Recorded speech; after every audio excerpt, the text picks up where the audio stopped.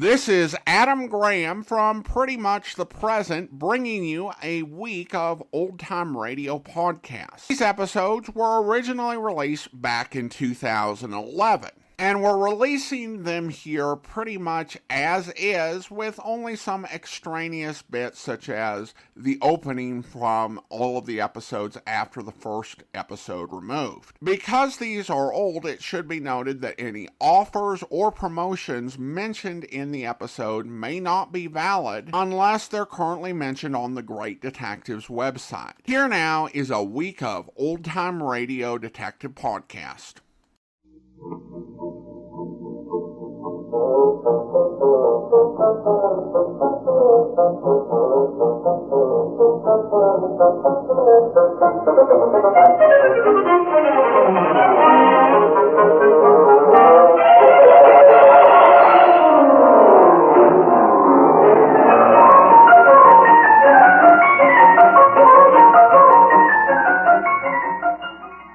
Welcome to the Great Detectives of Old Time Radio from Boise, Idaho. This is your host, Adam Graham. If you've got a comment, please send it to me. Box 13 at greatdetectives.net. Be sure to cast your vote for the show on Podcast Alley. podcastalley.greatdetectives.net. And become one of our friends over on Facebook. Facebook.com/radiodetectives. Well, before we begin today's episode of Barrie Craig Confidential Investigator, I do want to remind you that my wife and I's current book, Tales of the Dim Night, is available in both ebook and paperback form. It's a great comedy with some homages that fans of Golden Age superhero stories will recognize. The ebook version has been permanently reduced to $2.99, and that is available for your Kindle or other ebook reader. Go to dimnight.com for more information. Well, today's episode of Barrie Craig is called Microfilm in the Fishtank. By transcription, Barrie Craig, Confidential Investigator, starring William Gargan.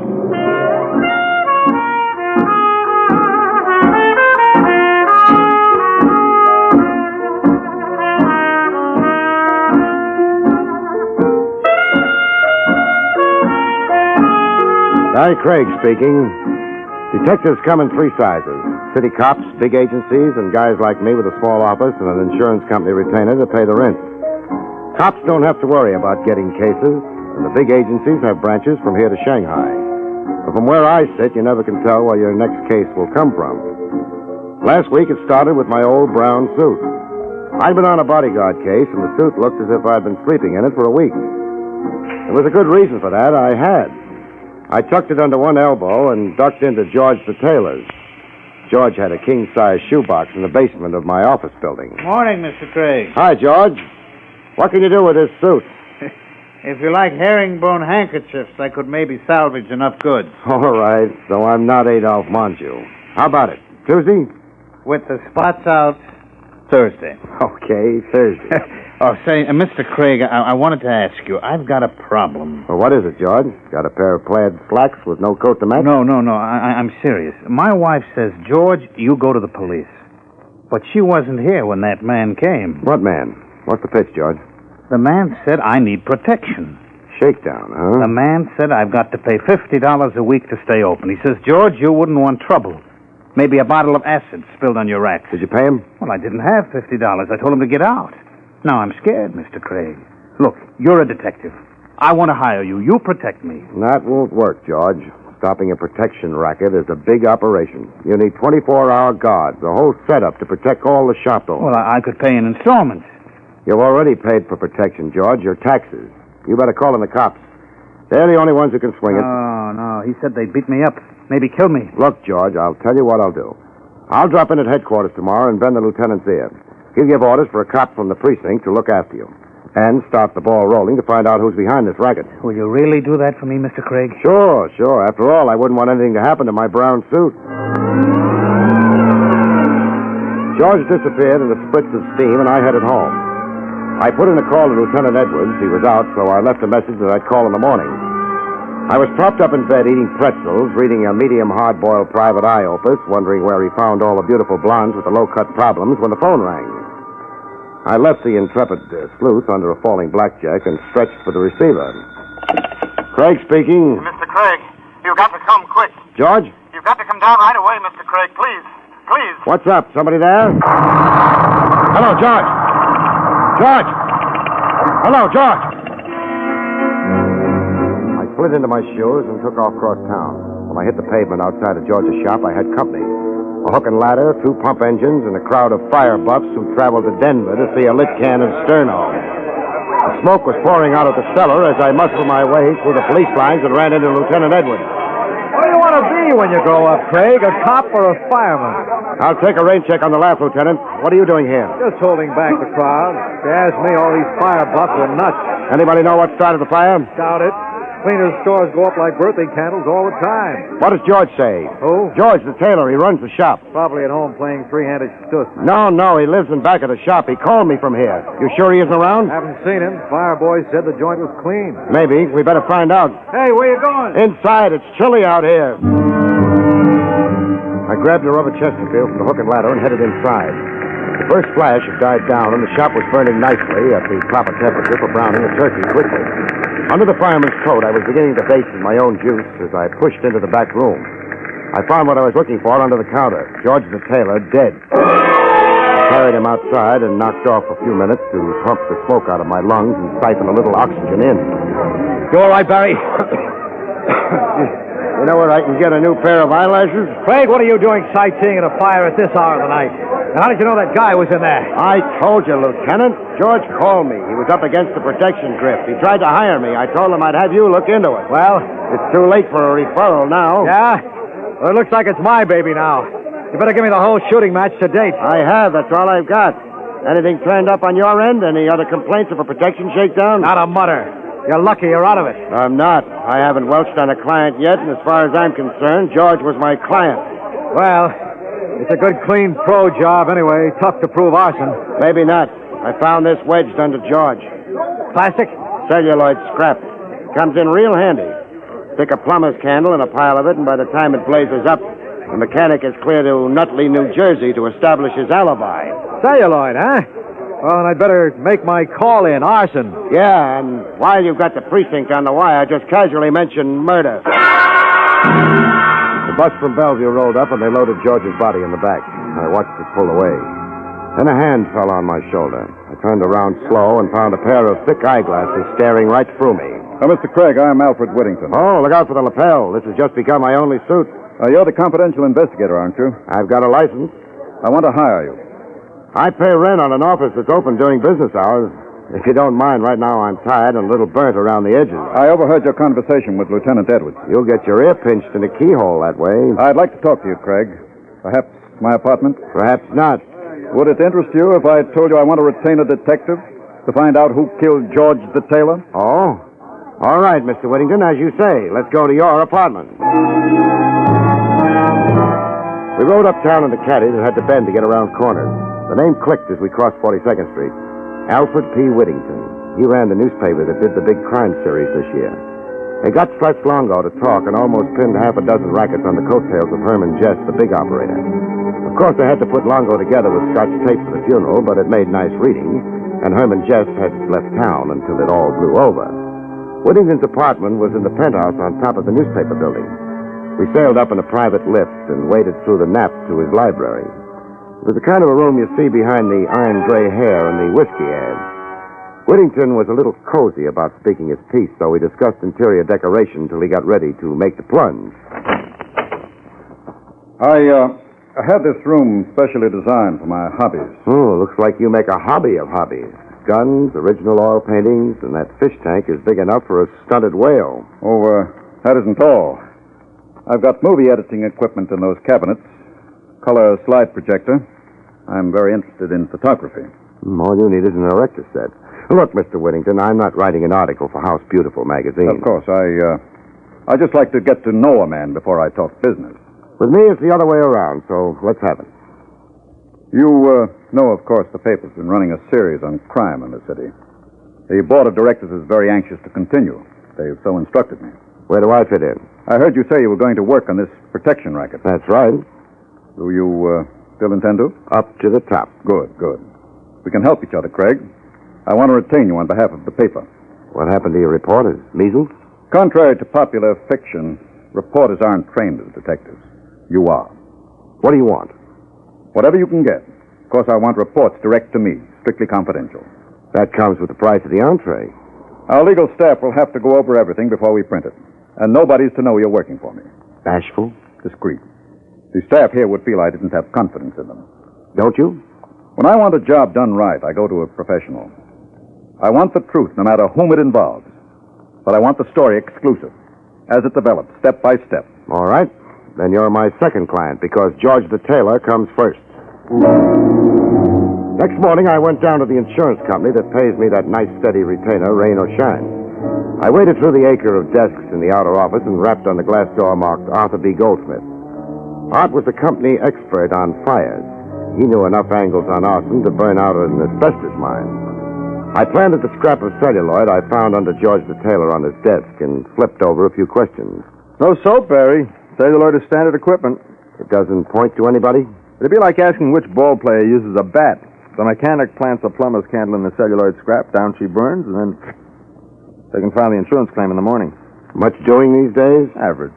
Not like in the Depression. In 33, the only way to make a profit was burn your own place down every 6 months. Art, if you wanted to hire the best, money no object, who would you get to start a nice, cozy conflagration? Pro job? Major League. Let's see.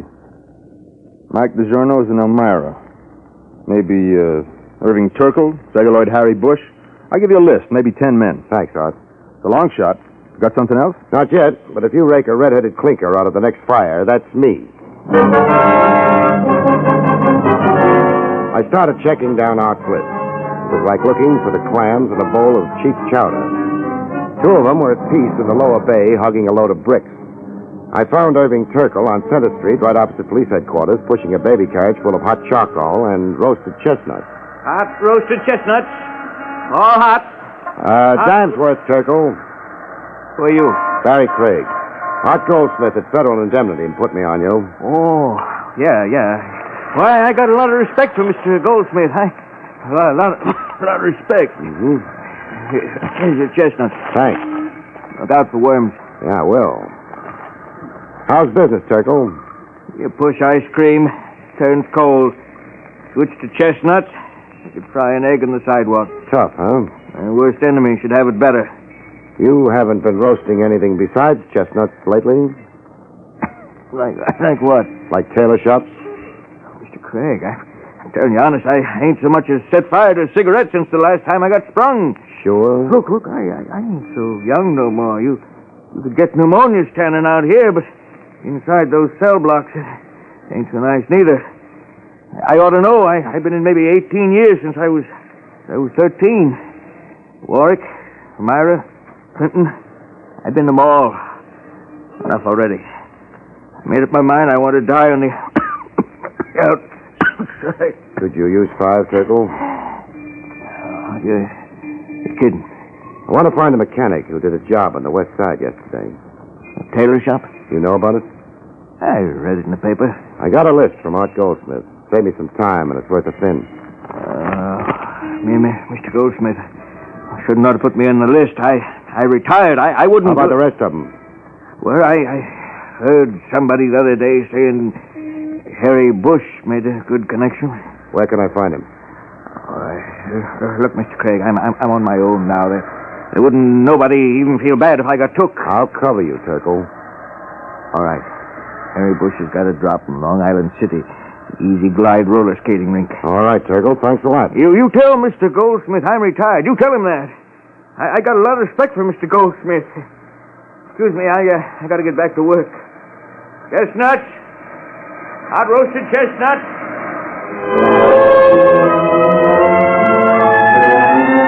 The Easy Glide roller skating rink was in a factory district across the river in Queens. It was an oversized barn with high school kids on wheels where the cows should be. I managed to collide with a redhead in a turtleneck sweater and one of those velvet skating skirts that looked like the paper panties on a lamb chop, and she told me where to look for Harry Bush. There was a sign on the door that said manager, keep out, but I decided to overlook it. Who's that? Hello, Harry. If you want to rent skates, you're in the wrong pew. Mind if I smoke? Who are you? We got a light, a match, maybe a plumber's candle? What are you, cop? Private license, Barrie Craig. It's a nice drop you've got here, Harry. What are you talking about? I'm the manager of this. Been to any good fires lately? What would I be doing at a fire? Lighting it. They say around town, celluloid Harry Bush is working again. You're in the protection racket up to your pointy ears. You're crazy, Craig. I haven't been near a tailor shop. Yeah? I didn't mention any names, Harry. I just said protection. How did you happen to think of tailor shops? I read about it in this morning's paper. They're still burning people for murder in this state, Harry. But then you won't mind. You like fires. I wouldn't even get booked. Listen, Craig, I don't care what you think. It ain't gonna do you no good. Somebody covering for you, Harry? What do you think? Who is it? Why don't you find out? Maybe I will. So long, fireflies. Outside, I parked my shoulders against the wall just around the corner and went into a trance. I didn't have long to wait.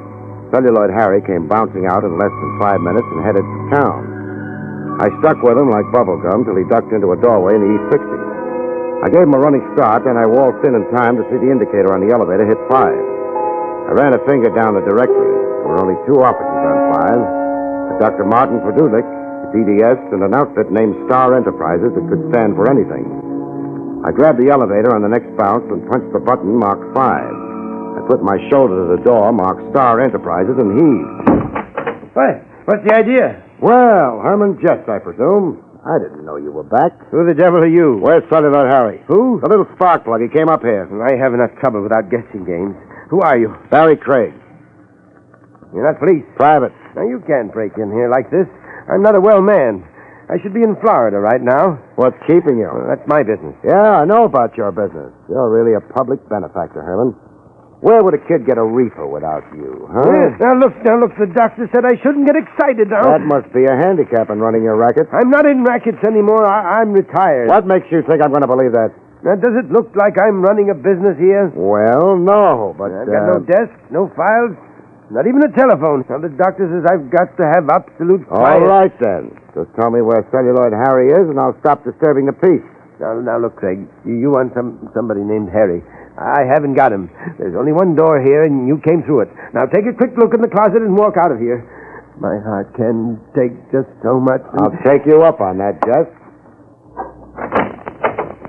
Not even a bone. Now, kindly leave.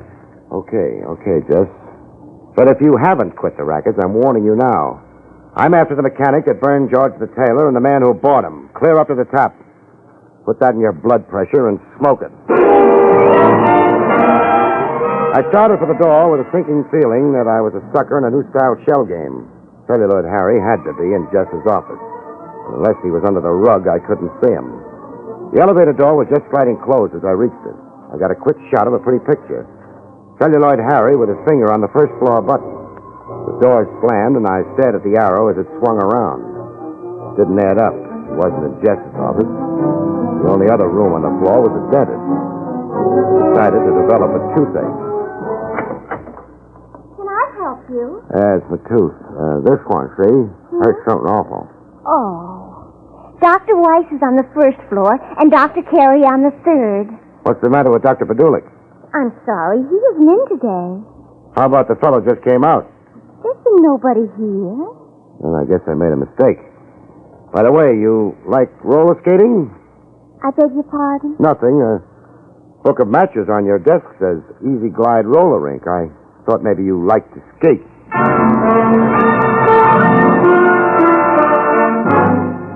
That dentist setup smelled like a herring factory at high noon in July, but I didn't push the point. I left and found a phone booth in the lobby of the building and poured my story into Whittington's shell-like ears. There might be any number of reasons for that girl lying to you, Craig. Harry might be a boyfriend. She doesn't like to skate, and Herman Jess is right next door. I think the dentist's office is a blind. You think he's fronting for Jess? I'd lay the odds. When the crowd thins out, I'm going up there to check. Well, what do you expect to find? I figure with the rackets Jess is running, he's got to have complete records handy, or he couldn't keep track of the take. I want to find those records. All right. If you come across anything, bring it straight to me.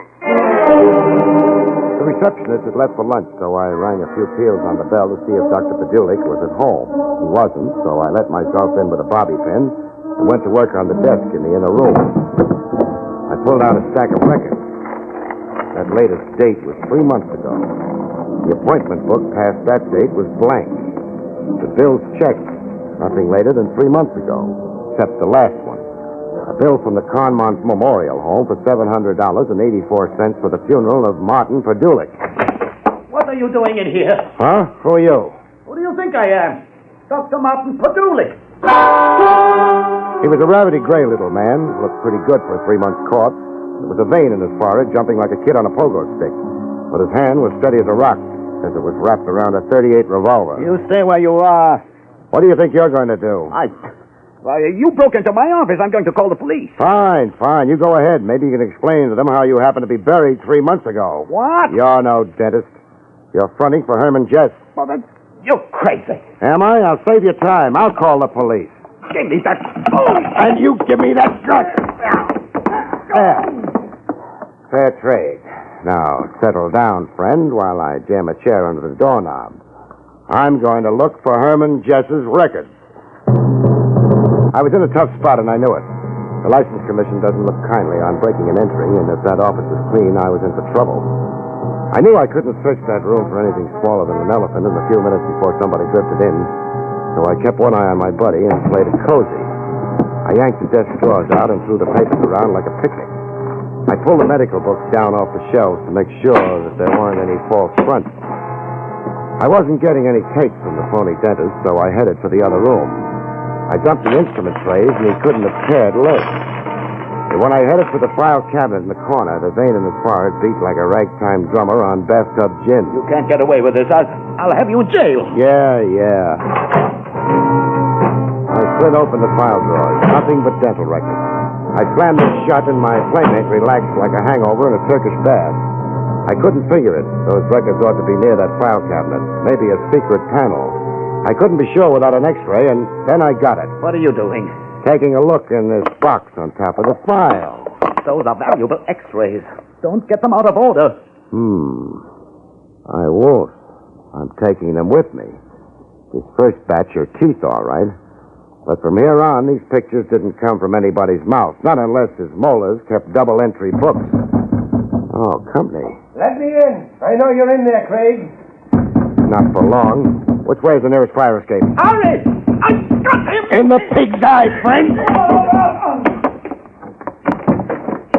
Craig, stand still or I shoot. The window was locked, so I tossed a wastepaper basket through it. I was 2 floors down the fire escape when Jess showed up in the window. It was slamming around like a pinball game with body English. I hit the ground and sprinted for the curb. Then I jumped into a waiting hack. As it pulled away, I saw Celluloid Harry bounce out of the building and into another cab. Hey, mister, I wouldn't want to make you nervous, but you're being followed. No, I'm very popular. Can you lose them? No. My life insurance lapsed last week. Would $50 change your mind?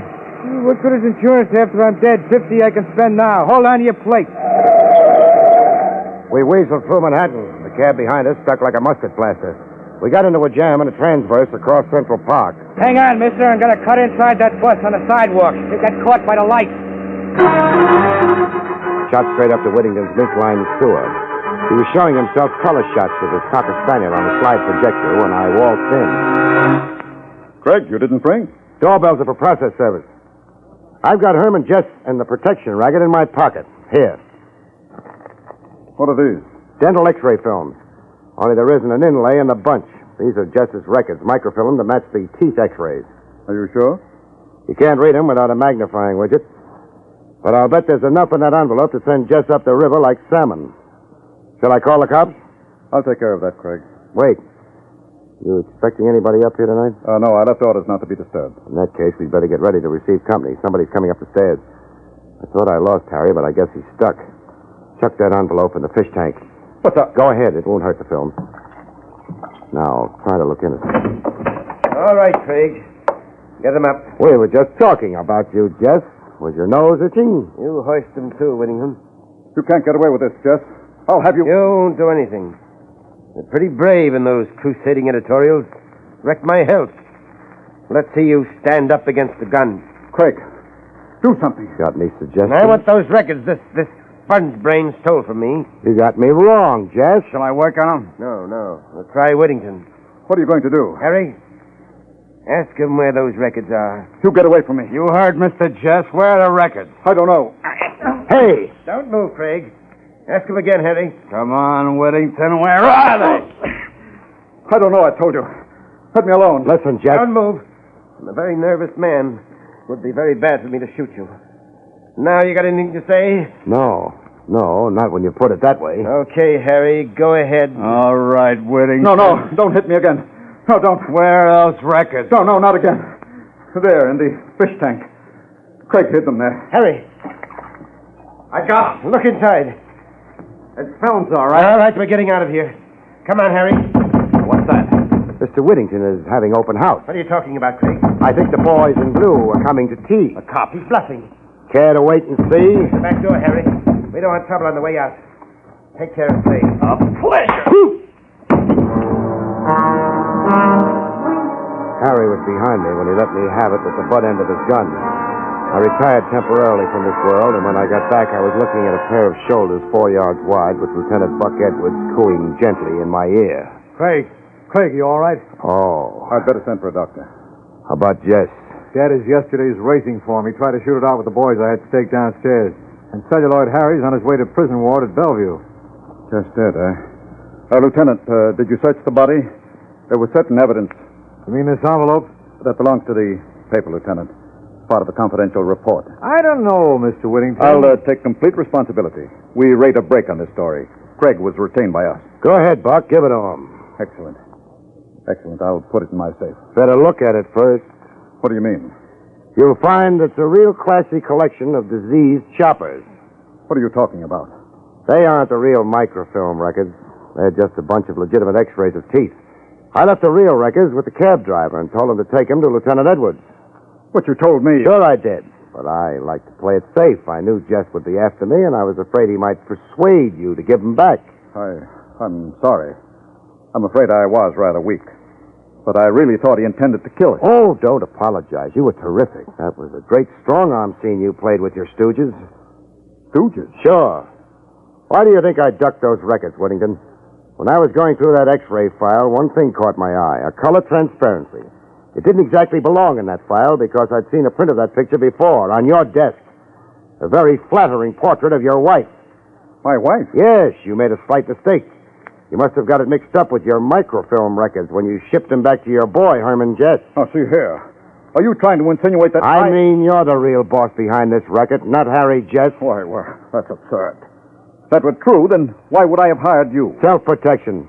Your board of directors was pushing you to deliver that crime series, but you figured that if I turned anything up, it'd be easy to take care of me this way. Craig, you're out of your mind. You can't prove a thing. Oh, yes, we can. We checked those microfilms, Mr. Whittington. There's a payoff to you listed on every page. You've been under arrest for the last 5 minutes. Well, Whittington, I guess this squares accounts for George the tailor, but you still owe me for one brown suit. I'll put it on the bill for services rendered.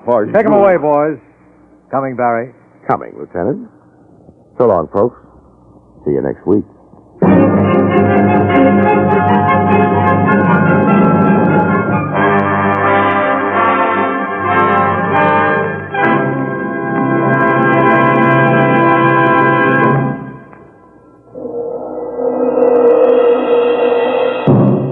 You have just heard Barrie Craig, Confidential Investigator, starring William Gargan.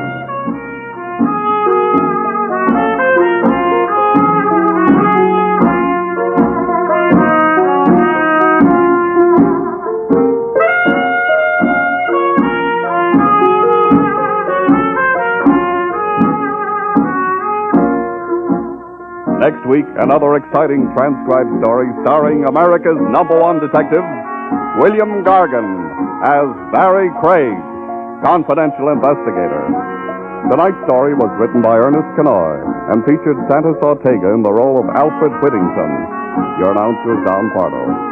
All persons and places mentioned in this program were fictitious. and any resemblance to actual persons living or dead is purely coincidental.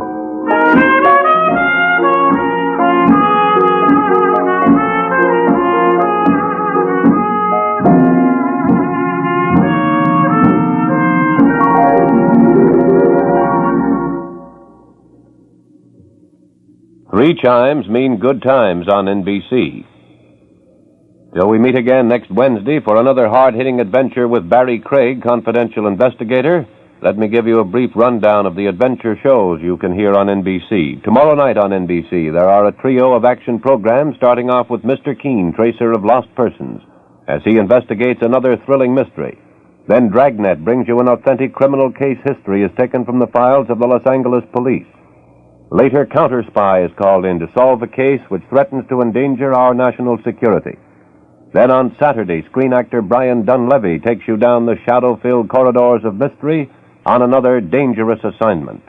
On Sunday, NBC's adventure shows include a spine-tingling visit with Martin Caine, Private Eye, followed by the exciting story of The Whisperer.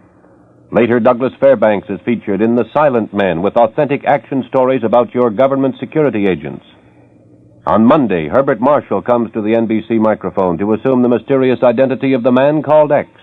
Then Tuesday night, hear Big Town, and another pulse-quickening story is told by editor Steve Wilson of the Illustrated Press.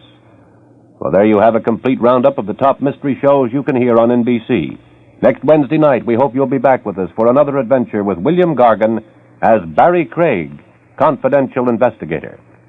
Now it's Meredith Wilson's Music Room on NBC.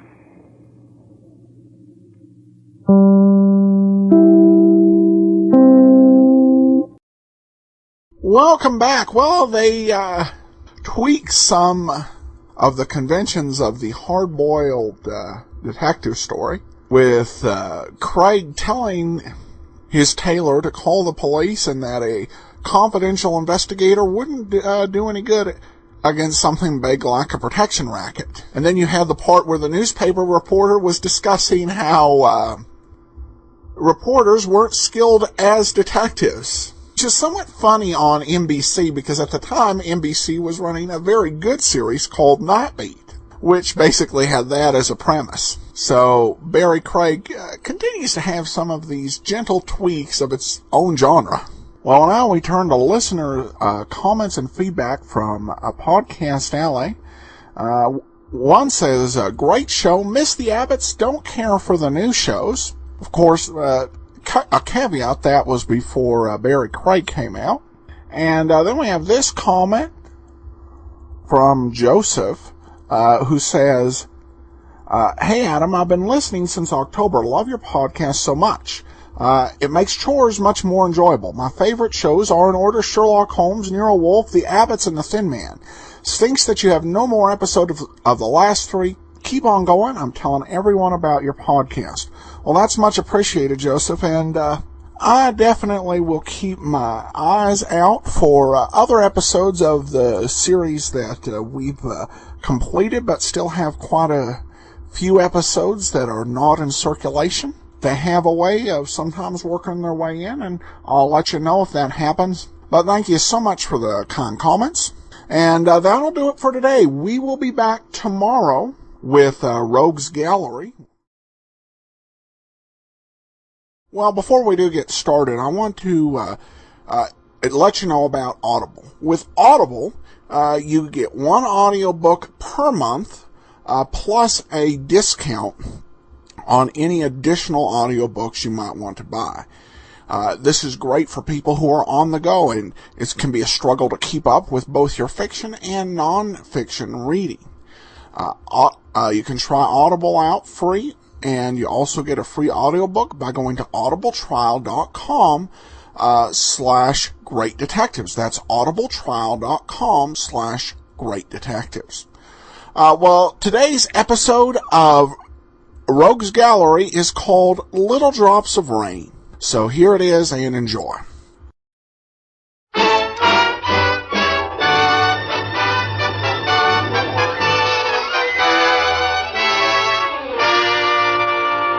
The F.W. Fitch Company presents Dick Powell as Private Detective Richard Rogue.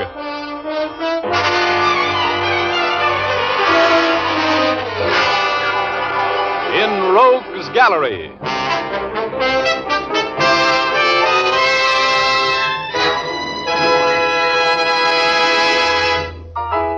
Rogue speaking.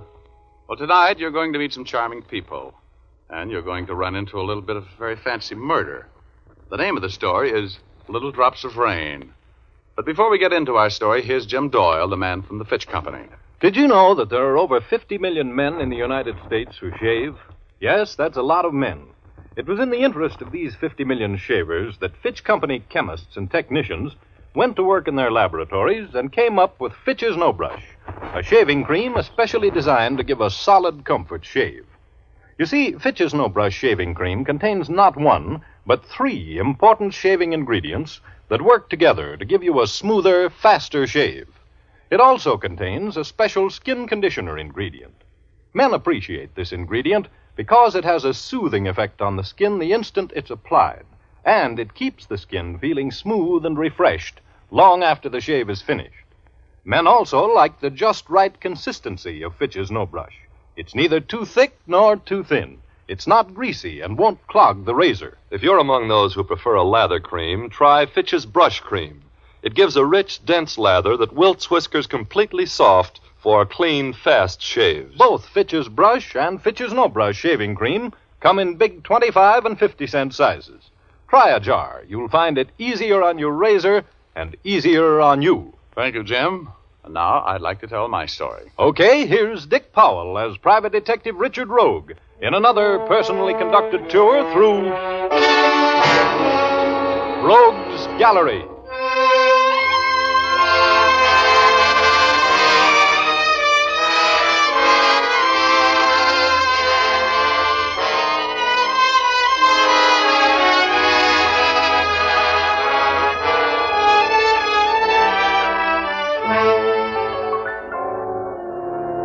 Well, I'm still confined to my little cranked-up downy couch in the hospital, but not as still as I was last week.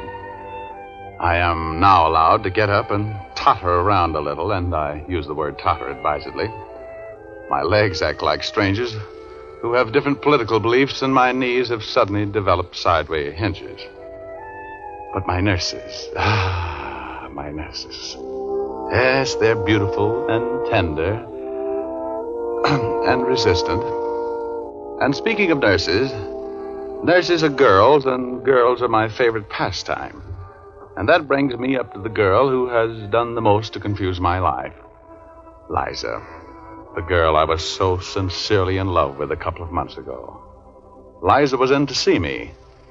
She just left, and we were talking about the time when I showed up at her apartment for a date. It was raining out, and I was sitting at the piano, doodling around a little bit.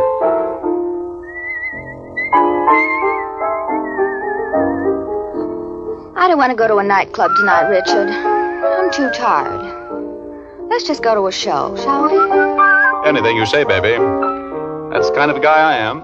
I want to see Two Girls and a Sailor. It's playing at the Rialto. June Allison's in that, isn't she? Uh-huh. Uh-huh. That's for me, then. You think so? Definitely. You think she's prettier than I am?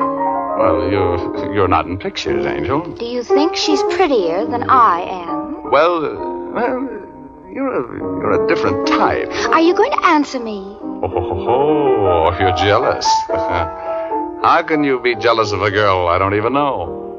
Give me a kiss. No. Oh, but baby, I love you. I love you like anything. Tiff. All right. Pout then. I don't care. June is busting out all over the meadow and the hill. Busts are busting out of bushes, and the romping river pushes every little wheel that wheels beside a mill. June is busting out all over. The feeling is getting so intense that the young Virginia creepers have been hugging the bejeepers out of all the morning glories on the fence, because it's June. Jew. You're insufferable, Richard Rogue. Oh, now quit pouting. Come on over here. On the bench by me. Are we going to a show or not? Sure. Get your lipstick on again and we'll see what... Oh. I'll get it. No, I'll answer. It's probably George. Oh, George. Well, I'll tell him, that homewrecker. Hello. Is Mr. Rogue there? Speaking. This is your call service, Mr. Rogue. We got a call for you. Oh. Who is it? Mrs. Harvey Burgess. Says it's very important. Okay, put her on. Right. Oh, put her on. Who is it? Shh. Hello? Richard Rogue speaking. This is Mrs. Harvey Burgess. Yes? I must see you at once, Mr. Rogue. Oh, well, anytime tomorrow, Mrs. I Burgess. must see you tonight, immediately. It is most important. Well, can't you tell me about it over the phone? Oh, no. Could you come to my house at once? What's the address? 485 Hillcrest. You'll be well paid for your time. Please hurry. I'll be right out, Mrs. Burgess. Wait for me. I'll be right back, honey. Go on. Go on out to see Mrs. Burgess. Don't mind me, Dick Tracy.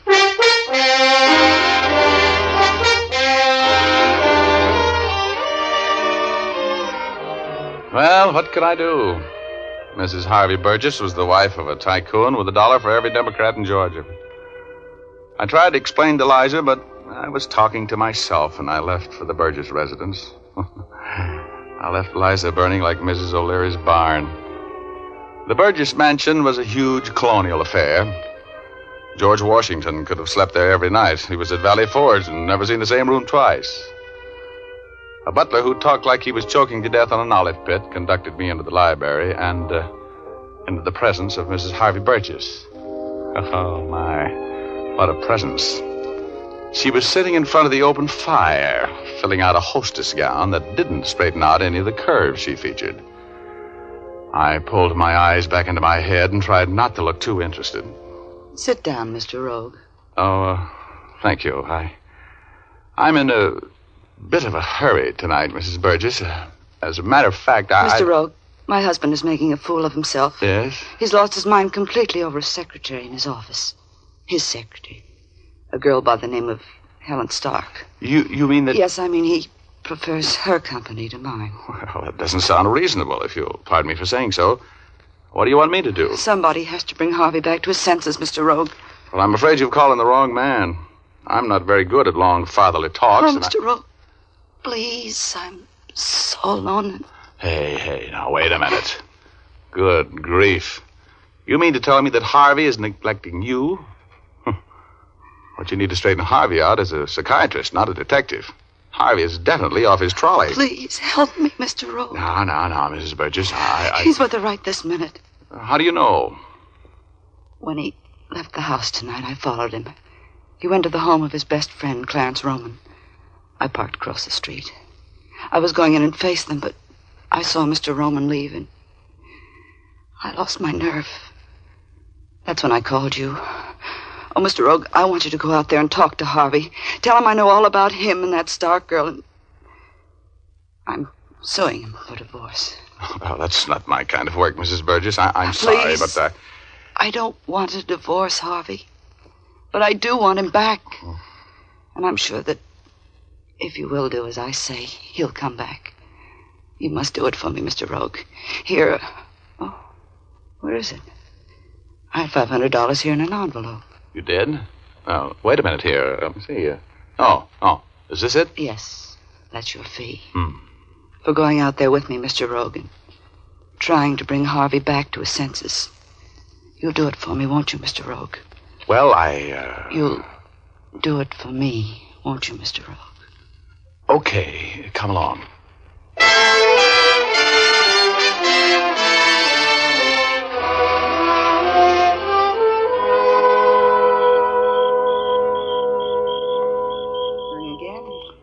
All right. Well, it seems there's nobody home. There's my husband's convertible out in front, right where he left it tonight when I followed him out here. How did the girl arrive? In her car. Oh. Her car isn't here. It was right behind Harvey's. Looks like we got here too late, doesn't it? Try the door. I know Harvey's still here. All right. You're an old friend of Roman's, I suppose. Yes. Why? I just want to know before I try to open the door. You see, there are laws against that sort of thing. Door's unlocked. Do we go in? Yes. Okay, after you. You know the house better than I do. Go ahead. All right. The living room is over here. Nobody home. Look, Mrs. Burgess, we better get out of here. No. I know Harvey's in this house someplace, and I'm going to find him. I can... What are you sniffing for? Wait a minute. That smell in the air. You get it? What? Oh. I don't smell anything. You don't? I smell chloroform. Chloroform? Yeah. You take a look upstairs. I'm going to shake down the first floor. That smell of chloroform can mean trouble, you know. Mr. Rogue, what do you mean? You're frightening me. Mrs. Burgess was very fetching when she was frightened, but I calmed her down a little bit. Now, this may sound fantastic, but I've got a little bell in my head that rings an alarm every time I really get around serious trouble. And it was playing a tune that sounded too much like a death march right that minute. I had to get her out of the way. She finally went upstairs, and I went to work. I took the living room first and looked behind all the couches and in all the dark corners. I was bending over, looking under a huge Italian carved table when I thought I heard a stealthy footstep behind me. Don't move. Oh!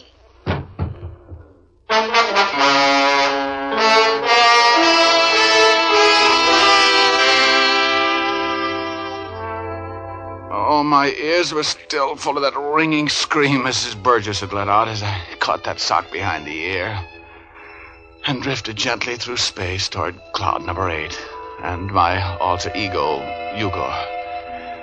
I was hoping he wouldn't be there, but he was. Sitting there with that silly smirk on his face with his little short legs pulled up under his chin and his funny little arms around them and his long white beard waving the cosmic breeze. Hello, Richard. Welcome home. No, shut up. That's a fine attitude.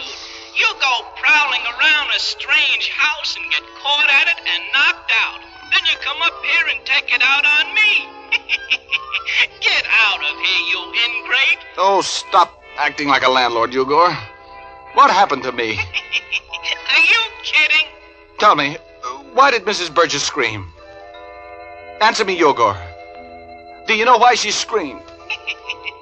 Sure. You ready to tell me? No, find out for yourself. You're a detective. Oh, someday I'm going to get rid of you, you little pest. Why don't you get back to work? You got a date with Liza, you know. She's still waiting. Yeah, that's right. Well, here goes.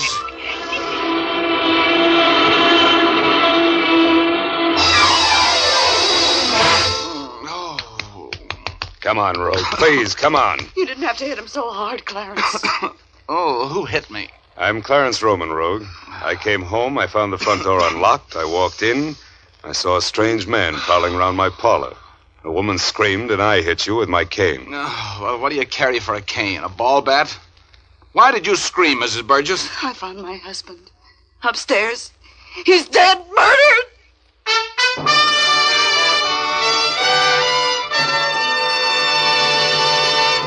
We'll return to our story in just a moment. But now I'd like to say something to the ladies. Do you ever feel like hanging your head in shame because your hair isn't, looking as nice as it should? Perhaps you get discouraged because every time you shampoo your hair, it seems dry and difficult to set. Then for your next shampoo, why not try Fitch's Saponified Coconut Oil Shampoo? This clear golden liquid shampoo is made from mild coconut and vegetable oils. These pure natural oils keep your hair from becoming dry and brittle. When you use Fitch's Saponified shampoo, you can have a shampoo as often as you like, and after each one, your hair will be soft and lustrous, easy to set into your favorite hairstyle. You'll love the glorious quantities of fragrant lather this shampoo makes. It cleanses thoroughly and then rinses out completely without a special after-rinse. You see, Fitch's Saponified shampoo contains its own patented rinsing agent. All you do is rinse with plain water, And the rinsing agent contained in the shampoo ensures the removal of all particles from your hair, making it sparkle with cleanliness. Ask for Fitch's saponified coconut oil shampoo at your drug counter, barber, or beauty shop. Look for the bottle with the bright yellow label.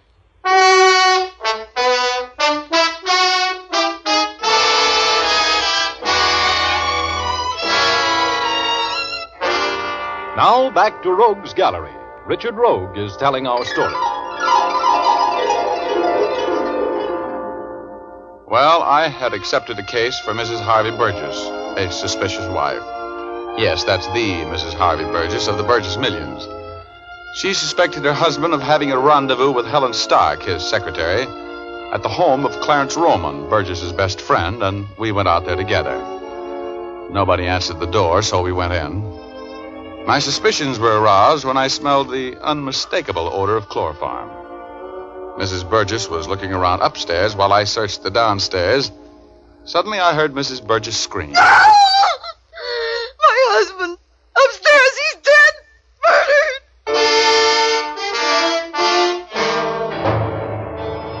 Well, that snapped me out of it. I got to my feet and ran up the stairs. Mrs. Burgess and Roma were right behind me, and she directed me into the library, which was just off the main hall. And there he was, as dead as last summer's romance, with a neat little blue hole right below the part in his hair. He was a nice-looking old guy, about 50, which made him a good 25 years older than his wife. And his widow was really taking his death big, which was natural. A woman doesn't have a husband murdered every day. Poor Harvey, this is horrible. Has anything in this room been moved or touched? Well, I just arrived home. When I looked in here and saw Harvey, I knew he was dead. I screamed. Yes, I heard you. Then you ran right downstairs. Yes, huh? I saw Mr. Roman hit you, and I ran down to tell him who you were. That's a little late. Okay. Just don't touch anything. Stay right there in the door, both of you. Just who are you to be giving us orders? You'll find out. You ever see this gun before? Yes. Where? It was Harvey's. He kept it in his desk at the office. Oh, you recognized it mighty quickly. How? It has his initials on it. I can see them from here, inset in the butt of the gun. Oh, his gun, huh? Yeah. Well, it wasn't suicide. Not with the gun clear over here on the opposite side of the room. This is murder. Hey. What's the matter?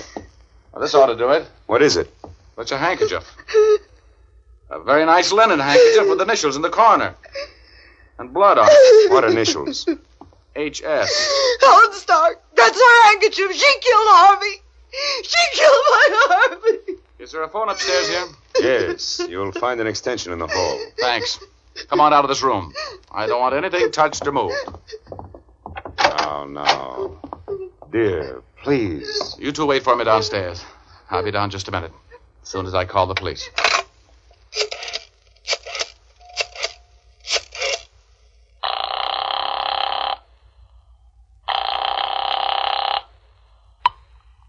Homicide, Urban speaking. Hello, Urban. Richard Rogue. Yeah, who's dead? Harvey Burgess, wise guy. You mean it? You mixed up in another murder, Rogie? Sure.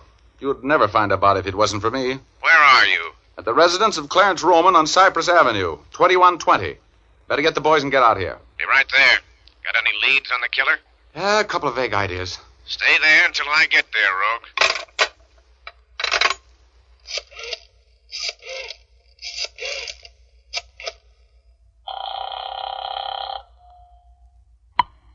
Hello?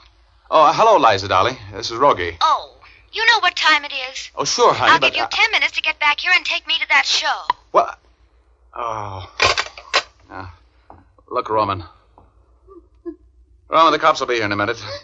Tell Urban, that's Lieutenant Urban. He'll be in charge for the police, that I'll be right back, will you? Tell him I went out to get a murderess for him. Of course. And I hope you managed to catch her, Rogue.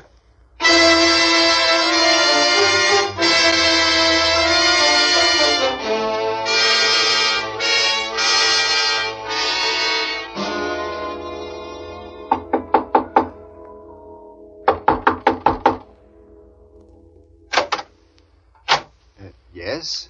Good evening. Is Helen Stark at home? I beg your pardon. I'm a bit deaf. I couldn't hear you. Oh, I said, is Helen Stark at home? Oh, Helen? No, she isn't home this evening. Has she been home? I say, has she been home in the last hour? No, she hasn't. I don't know what time to expect her either. But I imagine she'll be home soon, though. You know where she is? Well, she didn't come home from the office tonight. She's working late. Oh, she called you and told you she wouldn't be home? Yes. She said she was going to work with Mr. Burgess. That's her boss, you know, the millionaire. Yes, well, thank you. Could I tell her who called? No, that won't be necessary, thanks. Thanks very much, Mr. Stark. You and Helen live here all alone? Yes, since her mother died several years ago. Are you an old friend of Helen's? No, a very recent acquaintance. Oh. I'm sorry I bothered you, Mr. Stark. Good night. Good evening. Nice out after the rain, isn't it? Yeah, sure is. Good night. Good night.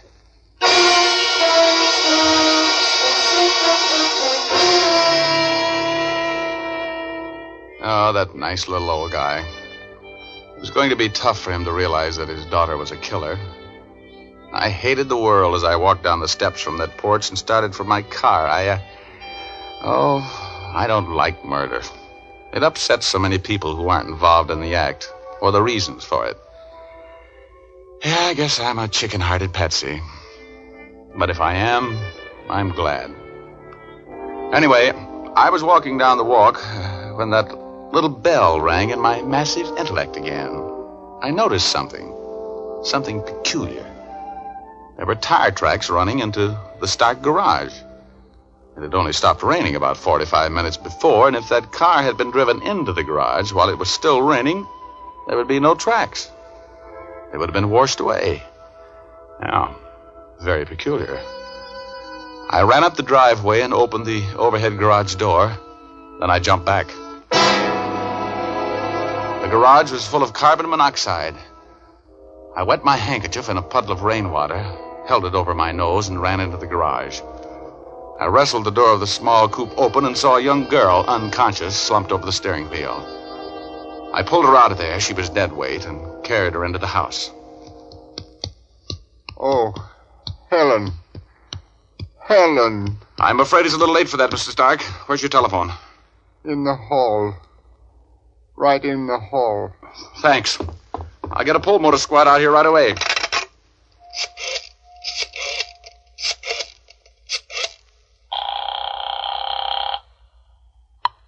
Fire department. Get a pull motor squad to 640 Inglewood Drive. Attempted suicide. Bad shape. Rush it. Right. Raymond, Ramsey, Redding, Roman, Clarence.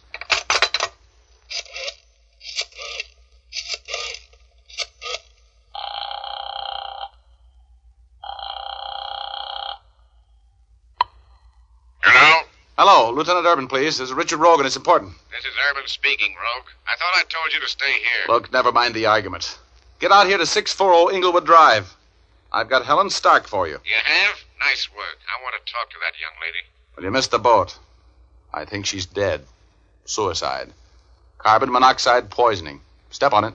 Okay, Rogie, I'll be there in 10 minutes. Don't go away.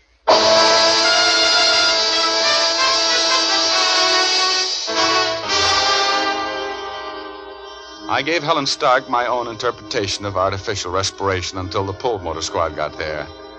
Urban arrived on the heels of the fire department, and we went out and looked around in the garage. Made some fascinating discoveries, too. The car had run out of gas and stopped turning over, for one thing. And one thing led to another, to coin a phrase. Anyway, Urban and I made a little deal. I went back to the Roman residence, and while he and his boys were being scientific, I sat in the parlor and talked with Mrs. Burgess and Clarence Roman. Mrs. Burgess had recovered her poise to some extent. They were both very anxious to know all about my daring capture of the Stark girl. I'm glad she's dead. I couldn't stand a trial. I'm glad she committed suicide. Yes, I guess it seemed like the only way out. She wasn't very smart about murder, leaving clues all over the place the way she did. Even the cops would have had her in 24 hours. How well did you know the Stark girl, Roman? Rather well. I'd see her around the office a great deal. Harvey was, well, not very discreet about the fact that he was fond of her. Please, Clarence. Harvey's dead. We should forget those things. He was a good husband. I don't know what life is going to be like without him. I just have an idea that it's going to be pretty simple, Mrs. Burgess, and possibly rather short. What do you mean? I mean that the police suspected you and Mr. Roman murdered your husband and Miss Stark. That's a serious accusation, Rogue. Your husband was suing you for divorce, wasn't he, Mrs. Burgess? He knew you were going to be there with Mr. Roman, his best friend, tonight. So he came and surprised you with Helen Stark for a witness, didn't he? And you, Mr. Roman, you killed him, and then you had to kill Helen Stark to shut her up. This is preposterous. Sit down, Roman. You were right, Rogie. We found Roman's fingerprints on the steering wheel of Helen Stark's car. One of the boys just got back with a report that Roman's shoe is a perfect fit in that shoe print outside Stark's garage. I had nothing to do with it. Clarence killed Harvey, and then he chloroformed that Stark girl, and then... You're in this as far as I am. Shut up! I've got more news for you, Roman. Helen Stark isn't dead. The car ran out of gas just in time. She'll be there to appear against you when you're tried for murder.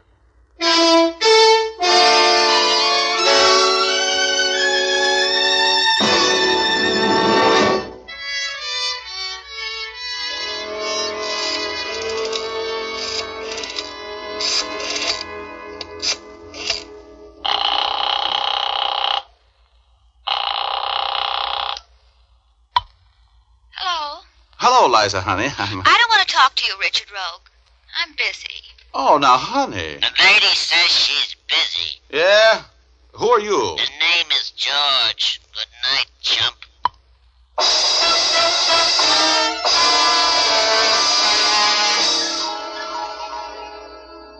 Little drops of rain. The stuff we're getting so much of out here in California right now saved Helen Stark's life. Because if I hadn't noticed those tire tracks, she would have stayed in the garage until it was too late for the pull motor squad to save her. Yes, sir. Little drops of rain put the curse on what was almost a perfect double murder. With the help of my massive intellect. There's only one thing I can't understand. How come a guy as smart as I am gets hit on the head so often? Answer me that, will you?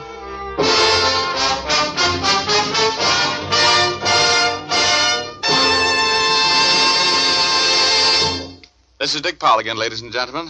How did you like our little story tonight? Ray Buffum wrote it, Leith Stevens composed and conducted the music, and Dee Engelbach produced and directed. Don't forget to tune in next Thursday night. We're going to present a strange story of a house where everybody was scared. We call it the House of Fear. So make a date with us, will you? Thanks for listening, and good night, all. Now here's Jim Doyle. Don't forget to tune in again next Thursday, same time, same station, when you will again hear Dick Powell as Richard Rogue in Rogue's Gallery. Remember, if dandruff is your problem, ask for Fitch's Dandruff Remover Shampoo. Removes dandruff the first time it is used. Fitch's Dandruff Remover Shampoo is the only shampoo whose guarantee to remove dandruff is backed by one of the world's largest insurance companies. This statement can be made by no other shampoo. Ask for Fitch's Dandruff Remover Shampoo at your drug counter, barber, or beauty shop. Fitch is spelled F-I-T-C-H. Folks, when we see a wounded veteran, we can thank him with our eyes and with a smile.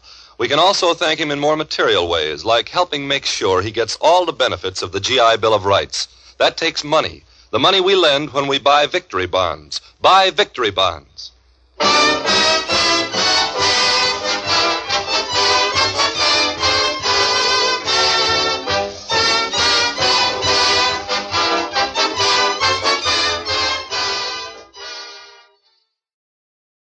Welcome back.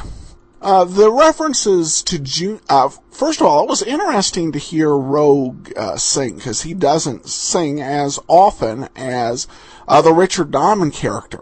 Of course, the references to June Allison were somewhat topical in a way, because Powell had just got married to Allison in real life back in August, which was his third and longest lasting marriage. Though, color me unsurprised that he didn't end up getting the girl. I should mention that there was actually an episode between last week's episode and this one. It was called Photo Finish, and the solution to that case may have landed him in the hospital. But we'll have some continuity headed towards next week.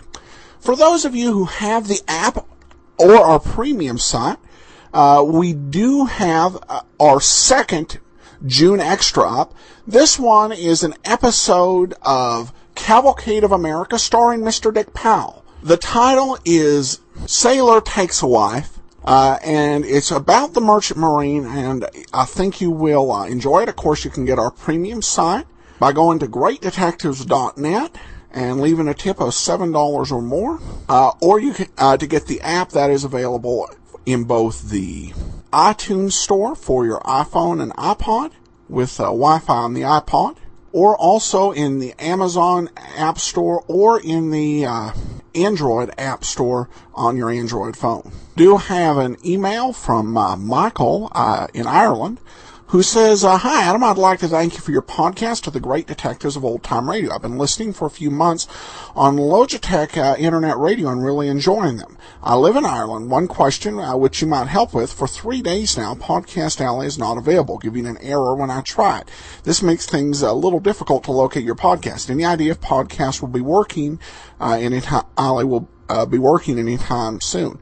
I'm not sure what the issue is with Podcast Alley. I do know that this month we have actually received already, and I'm only recording this on June the 5th, received more votes than ever on Podcast Alley. So I hope the site is back and up and running for you shortly. Thanks for listening over in Ireland, where I'd love to pay a visit one of these years. And then over on Podcast Alley itself, great job. Always look forward to Great Detectives, and the video theater is a nice surprise. Keep up the good work. It's appreciated. And another nice comment. Adam Graham's commentary makes all the difference. His perspective on the various detectives and episodes makes the whole experience special. Well, thank you so much for your comments. They are really, truly appreciated. We will be back tomorrow with Let George Do It, and next week with another episode of Rogues Gallery. Well, before we get started with today's episode of Let George Do It, I want to remind you, if you've not already, to be sure and check out my wife and I's book, Tales of the Dim Night, available at dimnight.com in both paperback and ebook form. The ebook's now at $2.99. It's a great superhero comedy. I think you'll enjoy it. dimnight.com. Well, now it's time for today's episode of Let George Do It, The Floaters. Personal notice, changes my stock and trade. If the job's too tough for you to handle, you got a job for me, George Valentine. Write full details.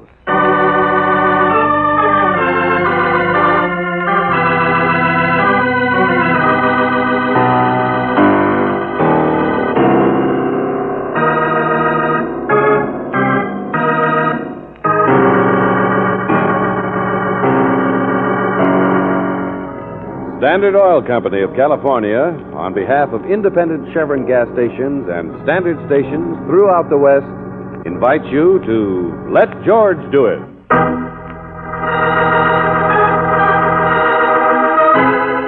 The Floaters, another adventure of George Valentine.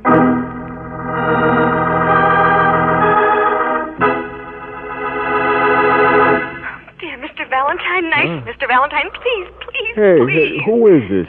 Who's this speaking? Won't you wake up? Can't you wake up and try Hey, look, lady, it's 2 o'clock in the morning. I already told you. My name is Bernice Hillary, and you've simply got to come here. I don't know anybody to turn to. Come where? Why? It's only a few hours' drive for you.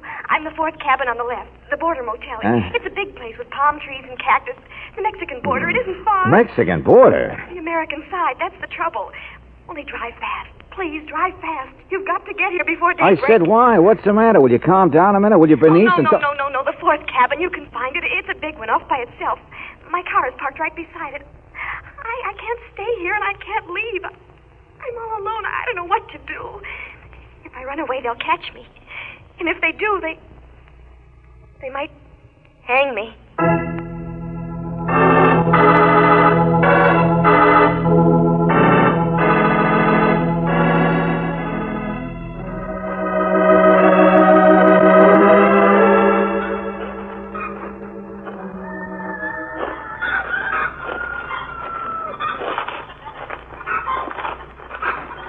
wasn't much of a drive.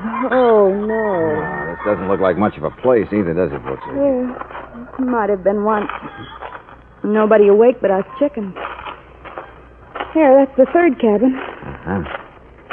Yeah, the motel's all run down. Yeah. Business on the border must be slacking off. Hey, wait a minute. Here's her car. If it is, she certainly doesn't need anybody's help. Enough chromium to start a bicycle shop. Yeah. Come on, let's take a look. Probably locked, George. No, it isn't. It's what? Excuse me, senor.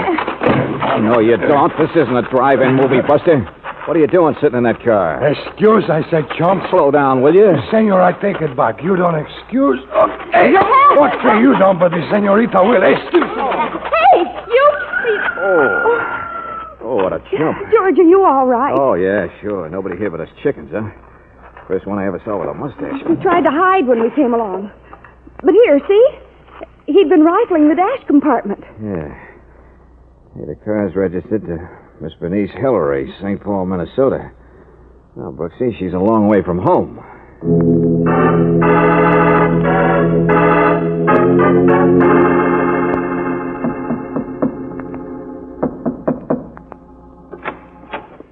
Mr. Valentine? Miss Brooks, that's right. Yeah. You're Bernice, aren't you? Mm-hmm. Come in. Okay. Now, would you please... You got here before sunrise, didn't you? Dawn's just coming, isn't it? Hey, what's George, going on? she's hysterical. No, I'm not. I'm just sorry I made you go to all this trouble. Coming down here for nothing. For nothing? Well, look, we're here now, Bernice, so what's the story? For better or worse, let's have it. Well, I've only been here about 36 hours. I stopped over to have my car fixed. I'm on my way to Mexico City. That's where my best friend lives. She married a man who has a tango band. Oh, it's wonderful if you like that style. I do. People are much more adult down there. Wait a minute. Let's stay in one key, huh? You're a little young, Bernice, to be galloping off down there all alone, aren't you? I'm 21. It's none of your business. I didn't ask you here to discuss... All right. So you're on your way to Mexico. Father know about it? I said it's none of your business, any of it. Come on, get to it. You stopped here, and last night something happened. What? I met the woman last night for the first time. Huh? She's German or mid-European or something. She didn't tell me herself, but the chambermaid did. I was curious. Who is this you're talking about, Bernice? Helga, I think her name is. Not even a citizen. People sneak back and forth here, you know. They never get farther, but they do stay here for a few hours. Well, anyway, she was talking to some friend, I guess. A real sour-looking apple. He coughed a lot. And then one of those immigration men came in the other end of the bar. Well, at least I guess that's what it was. Anyway, she asked me if they could bring their drinks over to my cabin. She and the man, I mean. So they slipped out. Well, I didn't even come over here until hours later. I had to pick up my car at the garage. You're wasting a lot of words. Are there 2 rooms in this place? Mr. Valentine, I started to go to bed in here. I'd forgotten all about those 2. No, wait a minute. Other rooms through here, I guess, huh? No, wait, please. I didn't have anything to do with it. Not anything. I just opened the door. I'll look for myself, thanks. I catch on fast. But I see what you mean. They're both dead.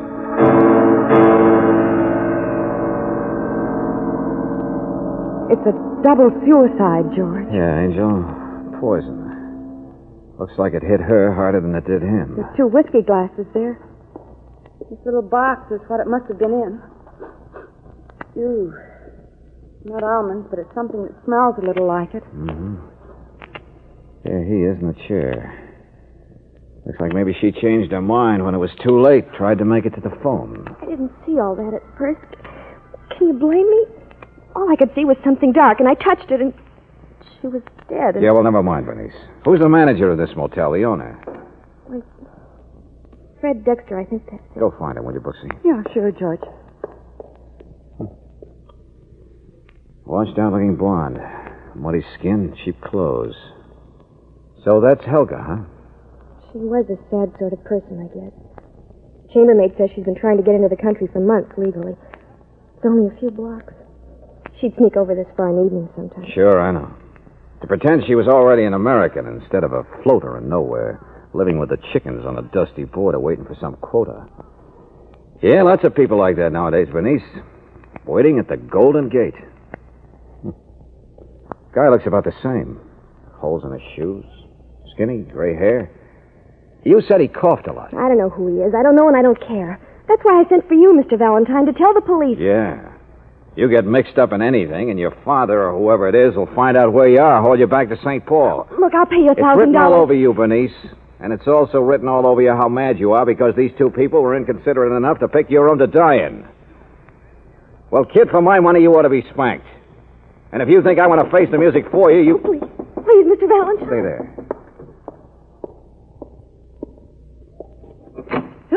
Well, early caller. I guess I got the wrong cabin. No, wait a minute. Looking for Miss Hillary? This ain't the cabin I thought it was. Really, it ain't. You work here, don't you? You're the chambermaid. Look, mister, is Helga there? Helga? Yeah, she's here. Why? She's a friend of mine. Asked me to keep something, that's all. Keep what? Well, it's a purse. Only I'm on the way to work now, mister, and I just... Hey, what's that? Hey, what's the matter? Hey, Bernice! Bernice, come back here. Hey, you... Oh, for the...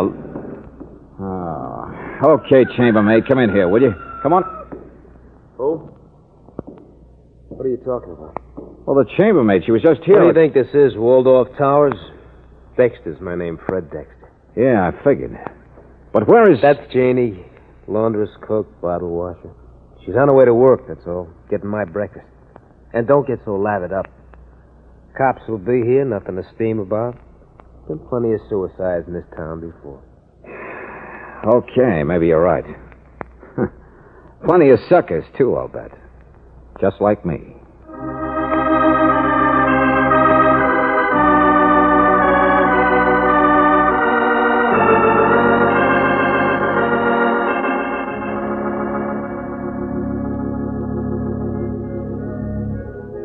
Well, we call the police, Mr. Valentine. Now we'll just wait. What about this guy who coughed? Who was he? He and that Helga dame, birds of a feather. Nothing to live for, and they flock together. It's easier to drink your last toast if there's somebody with you to keep your courage up. He never would have been admitted, made the quota, so why not? Yeah, but I said, what about him? Who was he? You're stubborn. Why don't you leave well enough alone? That's what the people do down here. That crazy dame who skipped out on a bill, Bernice Hillary, forget her.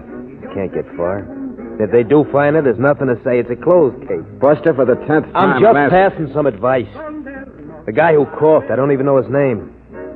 Seen him a number of times the past few years. He was an American citizen, wasn't he? Oh, sure.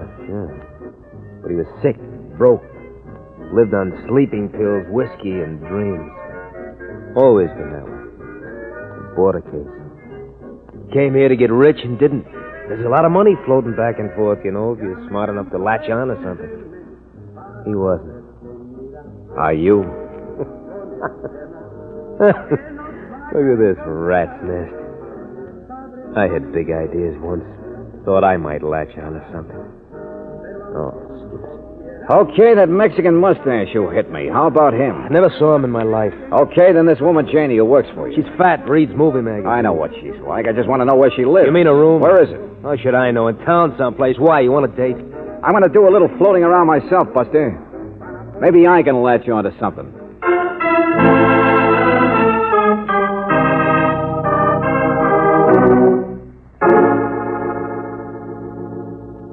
George, where have you been? Well, I finally found that chambermaid Janie's place in town, But, Angel. George, Never I've been mind, now listen. She was keeping that purse for Helga like she told me, all right. Nothing in it much. Kleenex, comb, about $16. Eyebrow pencil, handkerchief, period. And a torn lining. Somebody beat me to it. What do you mean? Well, Brooksie, I have a tiny little emerald here. And around one end of it, a bit of platinum wire. What? Yeah, all told, worth $100 maybe. But this is something jarred loose from something bigger when it was jerked out. A brooch, maybe. A what? Something worth plenty. You get it? That dame Helga shouldn't have been so sad after all. Maybe she didn't have a citizenship, but at least she had... Then he shouldn't have been sad either. The man who caught. Huh? That's what I've been trying to reach you for. They must have owned that thing together. Darling, I checked the immigration people like you said. And she wasn't here illegally, not this time. The two of them were married several months ago down in Ensenada. Well, how do you like that? Motives go flying out the window, don't they? That's what I mean. Helga was the wife of an American citizen, and they had something worth money, too. So they had everything to live for. Why would they commit suicide? To be more blunt, Brooksie, who murdered them?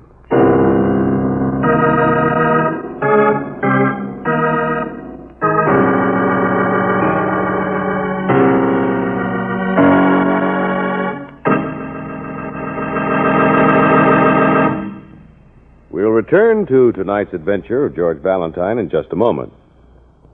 People are sensitive to seasonal changes, that's for sure. But you know that the gasoline in your car is also sensitive to seasonal changes? You bet it is. And that's why Chevron Supreme gasoline is climate tailored to each different altitude and temperature zone. This scientific tailoring is based on year-round weather reports from all over the West. Today, tomorrow, any day in the year, depend on Chevron Supreme to get the best out of your car wherever you drive. Try a tank full of this premium quality gasoline. You'll notice right away how much better your car responds. Faster starts in any weather, smoother pickup in traffic, ping-free power on hills. In fact, you can't buy a better gasoline for today's high-compression engines. Get a tank full of climate-tailored Chevron Supreme tomorrow. Ask for it at standard stations and at independent Chevron gas stations where they say and mean we take better care of your car.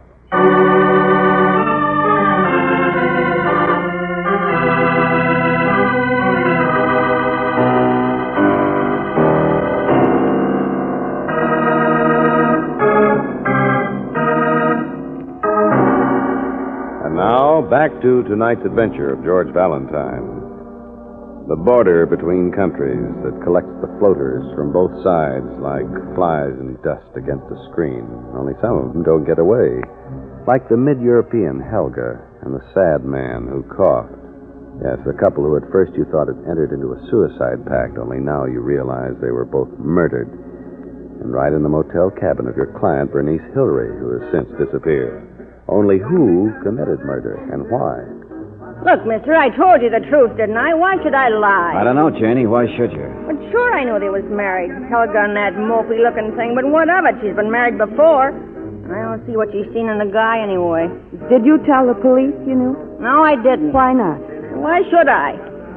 So they didn't ask me. Uh-huh. Leave well enough alone, mister. That's what I say. Even if people have been murdered? Oh, yeah, I know.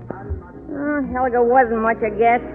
Had to duck out of her own country for something a long time ago. I don't know what. I don't know anything really except, well, she was a person. You know what I mean? Near broke her heart when Clark Gable was married. Sort of liked her. All right, Jenny. She was a friend of yours, period. And yesterday when she and her husband came in, she gave you her purse and asked you to keep it for her. I wonder why. Well, holy gosh, how should I know? It's a tough town. Well, she was kind of nervous anyway, like maybe the two of them was being followed. I noticed it at the time. Okay, followed. Only I suppose you didn't know why the purse was so important. What was in it? Well, there was a few bucks in it. Don't kid me, that ain't He important. means what was hidden in the lining.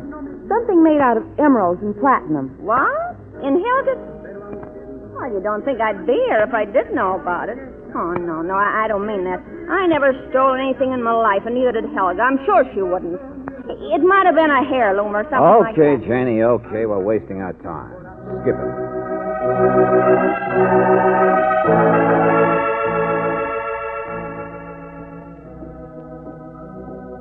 Well, George, what are you going to tell the police? Everything I know about it, but I wish it were more. Well, 16 per order. Here we are. It's a saddle shop, farm supplies. What? Yeah. Gets a pretty good trade, too, doesn't it? I just want to double up on something the police already have found out, the poison. You remember that little box that smelled like almonds? Yeah. Well, they say it's some kind of stuff used on vermin, and this is the place that sold it.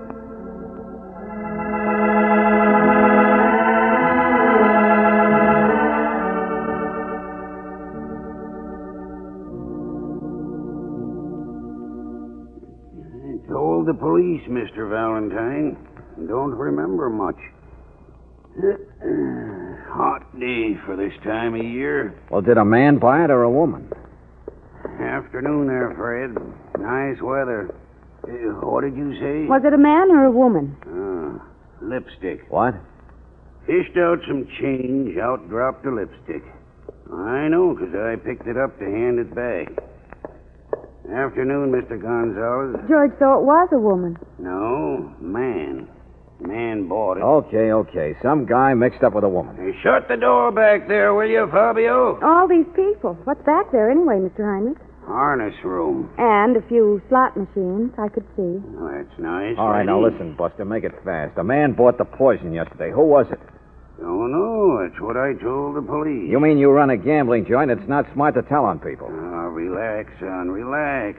Too hot a day for that. I'm blind. Blind? But I didn't... But you've been saying hello by name to all these people who've been walking back... Old customers, that's all. Recognize their steps. Oh, I see. Okay, I'm sorry. Come on, Brooksie. You're going the wrong way, Mr. Valentine. Harness room is for friends. Oh, I got some money to throw away. Okay, friends. Thanks. Only, Brooksie, maybe you better... No, there's a ladies' table. Help yourself. George, why are we When going... that door was open, I saw a guy, Angel. The far end of the room, sitting right by the window. A guy with a mustache.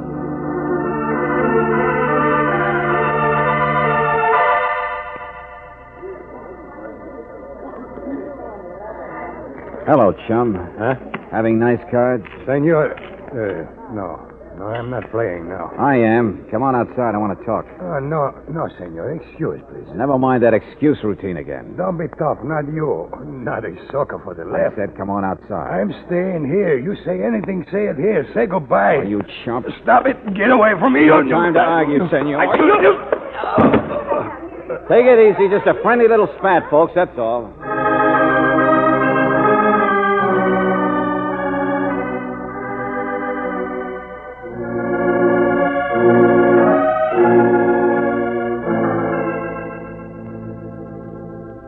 $5, $10, $15. People are upset when things happen. It's pretty bad for business. This isn't hush money, friend. We're paying you to take care of this guy. Oh, he'll come to in time. Need a beefsteak, maybe. I'll bet he gets hamburger. You're smart, lady. But I better keep that wallet of his for him. Not so fast, Heinrich. He only has traveler's checks anyway. Traveler's check? Yeah, Mexico City. Let me see that letter. Okay, try your Spanish. Jose? Oh, Jose, that's him. George, Jose. He's a detective. What? Be good reward in it if you can trace for me. Darling, he was on the trail of an emerald brooch. So that's what it was. Emerald brooch stolen, George. Go on. From, anyway, you pronounce it, jewelry store, Mexico City, 2 months ago, signed by an insurance company. That's it. So Tough Boy here's a detective. He must have been looking in Bernice Hillary's car for the brooch. Hey, wait a minute, Angel. What are you talking about? Jose didn't start swinging till I tried to get him outside, to get him to move, to get him away from his chair by the window. Why? So that's what he was watching. Chromium. That old garage across the alley. George, that's Bernice Hillary's car.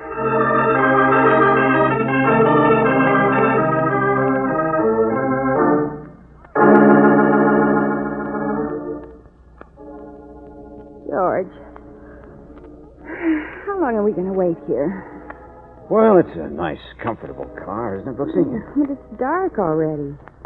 We should tell the police. Oh, well, a border's a funny place. Collects the strays from both sides. Everybody looking for a little excitement or some easy money. Turning into floaters. No, George, really, I don't... Listen. Out in the alley. You hear that? Key. Yeah, but you don't need them for the garage. No, somebody's got them for the car. Now stay there in the seat. Duck down. All right. Do what I told you. They can't see me in the shadows.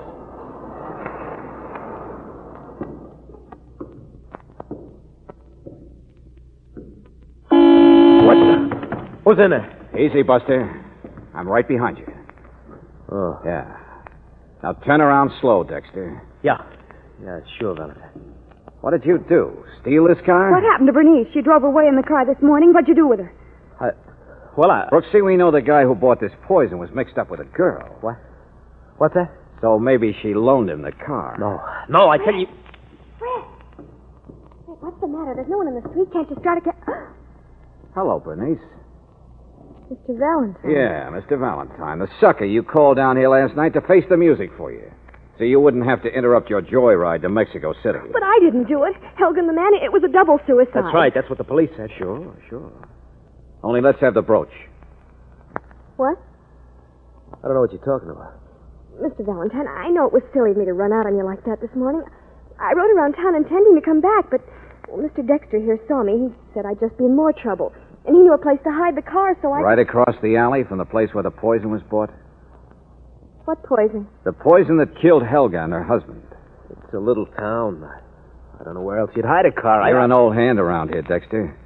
Only an old hand would know which place has a blind man running it. Convenient, so there wouldn't be any identification. So what? Lots of people know about it. Come on, Dexter, I want the brooch. What brooch? This morning I asked you where Janie lived. You said you didn't know. It took me a little time to find it, and when I found it, I found a certain purse. A brooch had been ripped out of it so fast, part of it stayed behind. In Janie's place. And she said you'd been there before. He's holding his hand against his coat pocket. Is it? Stop it! All right. All right, so you've got it. Yeah. Stolen in Mexico City. Probably by Helga. It was hidden in the lining of a purse yesterday for only one reason, to smuggle it across the border, which she did. So people in this country don't even know about it. It was your big chance, wasn't it, Dexter? So what if it was? You know what it feels like to sit down here in the dust, losing your dough, and a big chance is floating right past you? Mr. Valentine, I didn't know he had it. Honestly, I didn't. Oh, sure, Bernice. Last night, who besides you knew that Helga and the man could be found in your cabin? Well, it was murder, lady. Plain and simple murder. And the police know it. No. There's a mountain of evidence 14 feet high stacked against the two of you. Look, I took the brooch. But I did it when I thought there was a double suicide. Nobody would know. Evidence or not, I don't know anything about murder. If you ask me, neither does Bernice here. I know it. George! But you said that... I said a lot of things to find out things. Maybe a more complete autopsy and some rigmarole will help. But I gotta hang my hat on a piece of lipstick. And it's not easy. Lipstick? You mean Bernice's lipstick? No. Neither one of you went into action until hours too late. No, there's somebody else, Fred. Two other people. With perfect motives. And their actions checked. Who? The man who bought the poison was mixed up with a woman. Had her lipstick in his pocket. Only I happen to remember a comb, some change, handkerchief, eyebrow pencil, period. What's missing from the list? Lipstick. Whose purse was it missing from? Helga. Yeah, a floater, Brooksie, who couldn't stand to share the profits. And the new husband she married to get in this country knew he couldn't trust her to make a split. Sure, Helga and the guy with the cough. The double suicides. How else could it have happened? Did you ever stop to think they could have killed each other?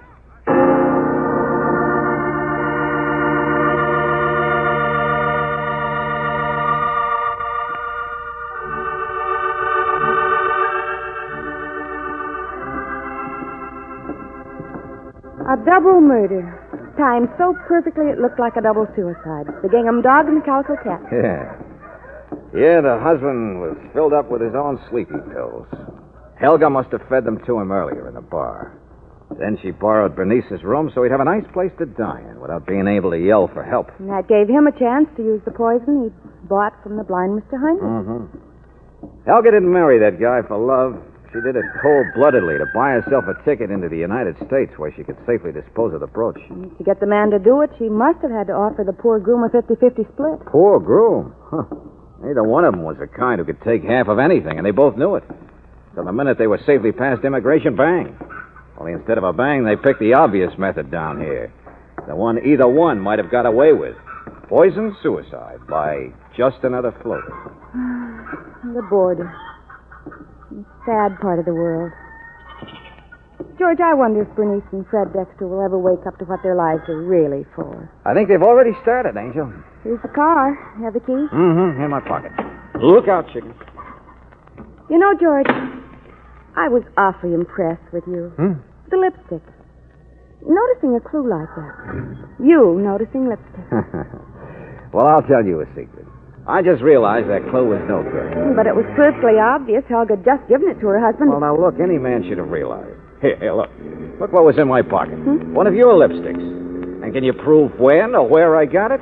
Probably been there for weeks. Women are always doing that. George, you're right. It doesn't prove anything. But explain just one more thing to me, will you? Sure, go ahead. This is not my lipstick.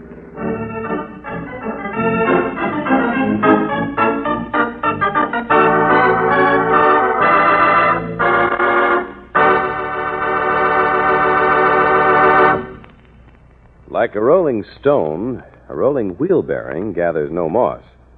But when your car has gone 5,000 miles, you can be sure the wheel bearings have been exposed to a lot of grime, moisture, and road dirt. And dry bearings that need repacking are in danger of being ground to pieces by the weight of your car, to say nothing of the uneven tire wear they can cause. So why not play it safe and ask for the protective service offered to you at standard stations and at independent Chevron gas stations. Here, the experts are specially trained to keep your car's wheel bearings in A1 condition. They use only RPM wheel bearing grease, a lubricant that's tailor-made to seal out harmful grit, dust, and moisture. A lubricant that won't harden in cold weather, won't melt in hot weather. So, for your own safety and economy, have your wheel bearings repacked every 5,000 miles. Ask for this protective service at independent Chevron gas stations and at standard stations, where they say and mean, we take better care of your car.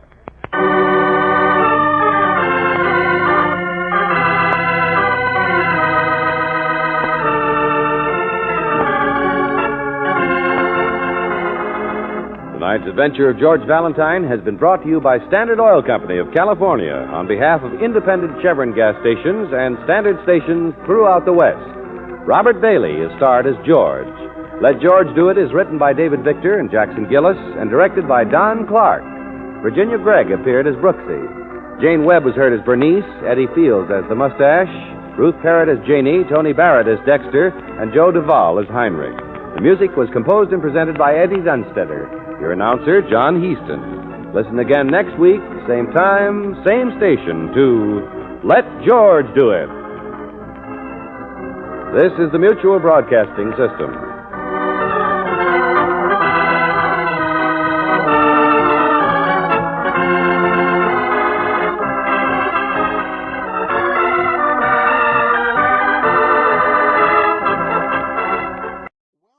Welcome back.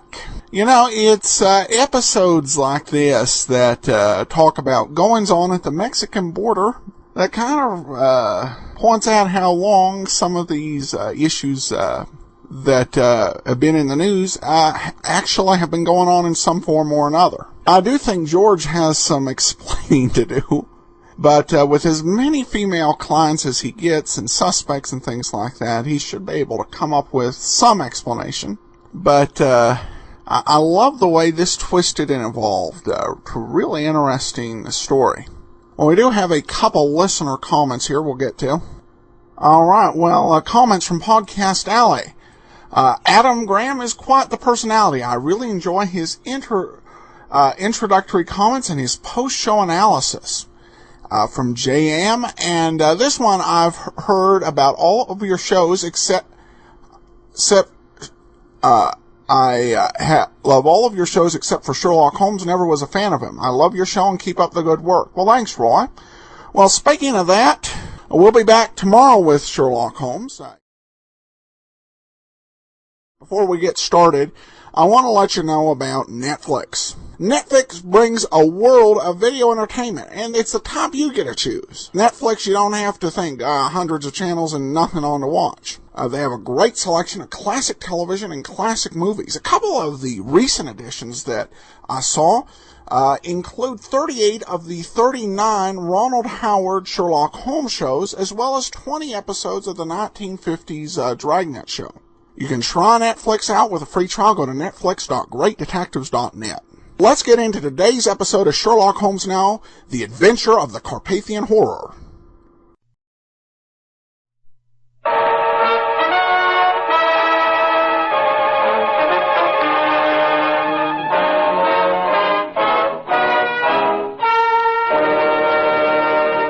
Kreml Hair Tonic and Kreml Shampoo present the new adventures of Sherlock Holmes, starring Nigel Bruce as Dr. Watson and Tom Conway as Sherlock Holmes.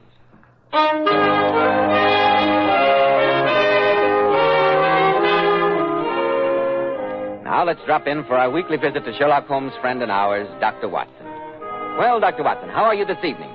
Never better, Mr. Bell, thank you. And you? Fine, thanks. I see you've kept your promise to open your dispatch box and bring out your files in connection with the adventure of the Carpathian Horror. Indeed I have, Mr. Bell, just as I promised. And a most macabre adventure it was, too. I'm eager to hear it. So you shall, Mr. Bell, so you shall. But first, am I correct in deducing that you'd like to have a word with With our listeners? A most accurate deduction, Dr. Watson. Men, if you want your hair to look handsomely groomed from morning until night, use Kreml Hair Tonic. Kreml contains a special combination of hair grooming ingredients which is found in no other hair tonic. This wonderful, natural-looking hair dressing has just enough light oil to keep hair perfectly groomed with an attractive, healthy-looking luster. Yet Kreml never gives hair that offensive, cheap, greasy look. Kreml always looks and feels so clean on both hair and scalp. Try it, men. Kreml, Kreml Hair Tonic.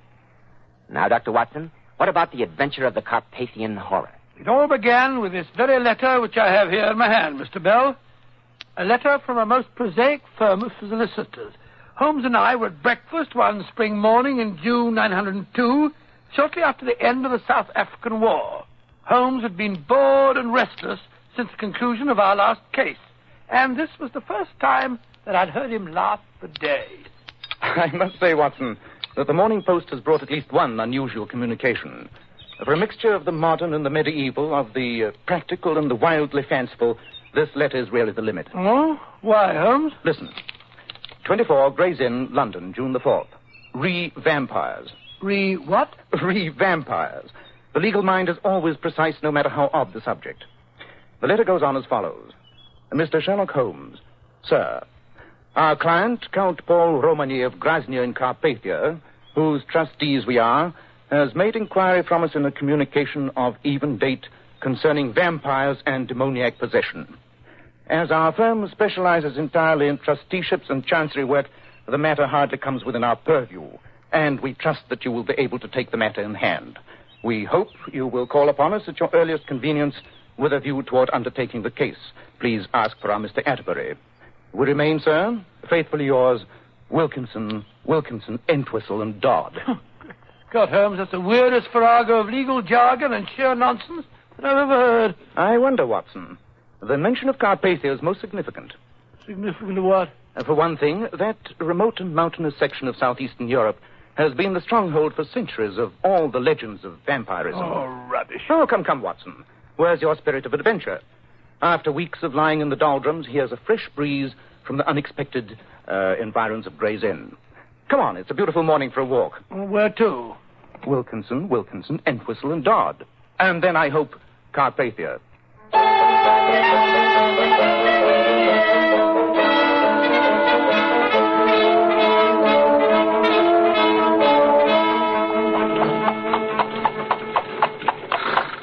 Really, Holmes, of all the forsaken spots that I've ever seen, this is the worst.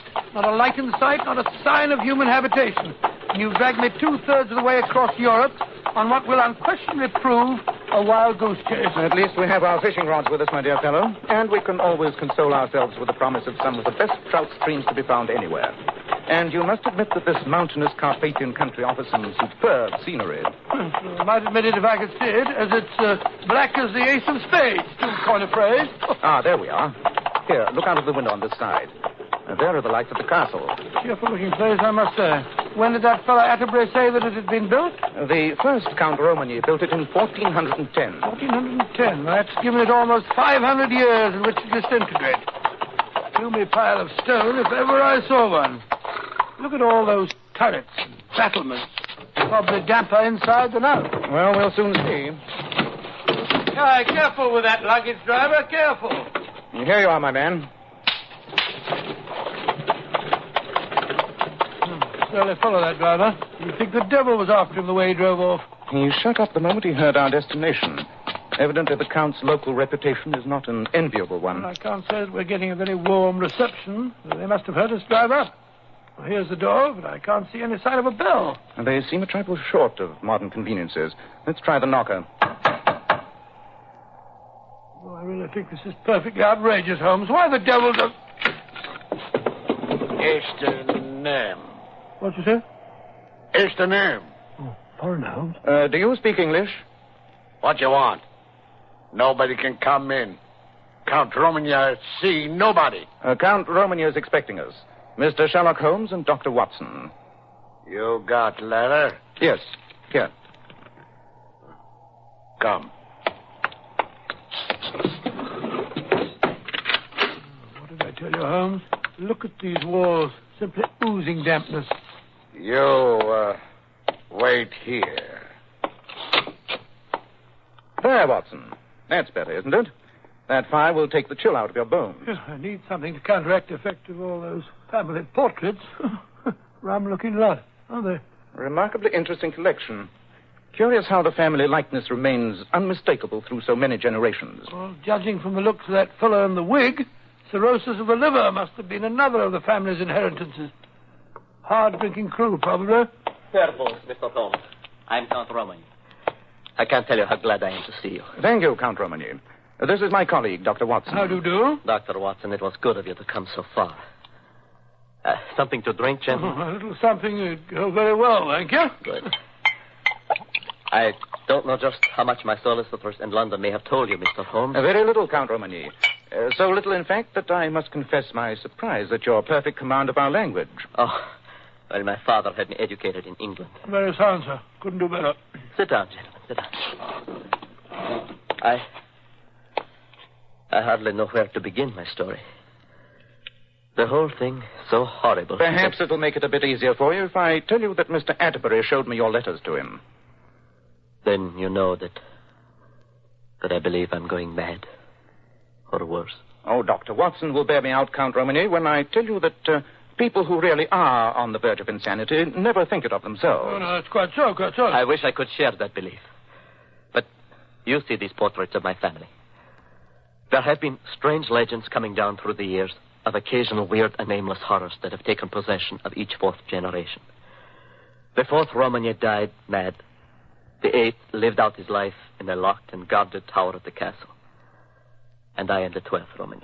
All old families have legends. That's hardly a basis for any fear. I quite agree with you. But some months ago, my father died, and I became the 12th Count.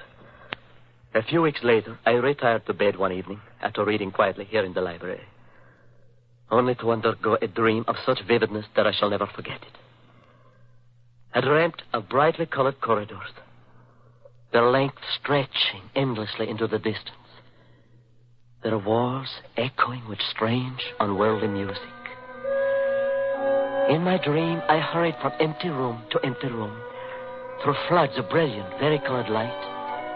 I saw no people, no living thing, only the rooms of ruby and gold and jet and sapphire and emerald. At times, the music seemed to be far away, thin and cold, as though coming from the depths of interstellar space.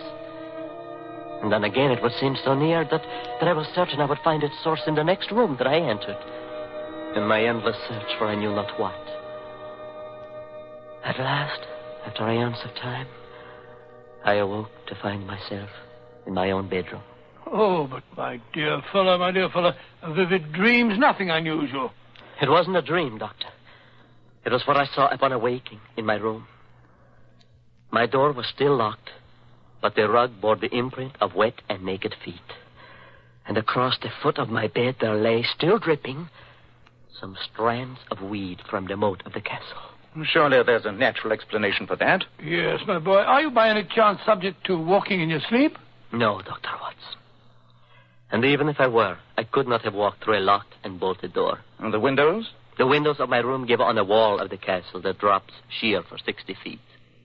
Nothing but a fly could go up or down. Well, Mr. Holmes, the next morning, a dog belonging to one of the local woodcutters was found dead in the castle moat, and with no blood left in his body. And the next time, Count Romany, I'm certain there must have been repetitions to bring you to your present fear. The next dream came a few weeks later. Again, I saw the brilliantly colored rooms. Again, I heard the unearthly music. And when you awoke? I was in my bed. And for a moment, I thought that nothing was wrong. Then, when I turned up the lamp, I saw streaks of gray across my bedspread and grayish footprints upon the rug. Dust? Dust, Mr. Holmes. And a moment later, I received horrible confirmation of its source. For lying beside me on the pillow was the heavy, ancient, wrought-iron key which unlocks the burial vaults of the Romany. Extraordinary thing. Since your action in sending for me shows that you don't lack for moral courage, Count Romany, I'm certain that you paid an immediate visit to your family vaults. Quite right, Mr. Holmes, quite right. In the company of my cousin Peter and several of the servants, and with torches to light our way, we visited the subterranean vault which is cut into the mountainside under the castle. And you found? We found that the coffins of the 4th and 8th Count Romagny had been opened, their lids shoved aside, and the bones of my ancestors tumbled out upon the stone floor. Here, my boy. Here. Drink this. You'll feel better. Thank you, Doctor. Well, now you understand, Mr. Holmes, why I sent for you. I do indeed. I consulted doctors. They gave me pills to make me sleep when sleep was the one thing I dreaded. The local priest spoke learnedly of exorcism and possession by the devils, but he could not put an end to my dreams.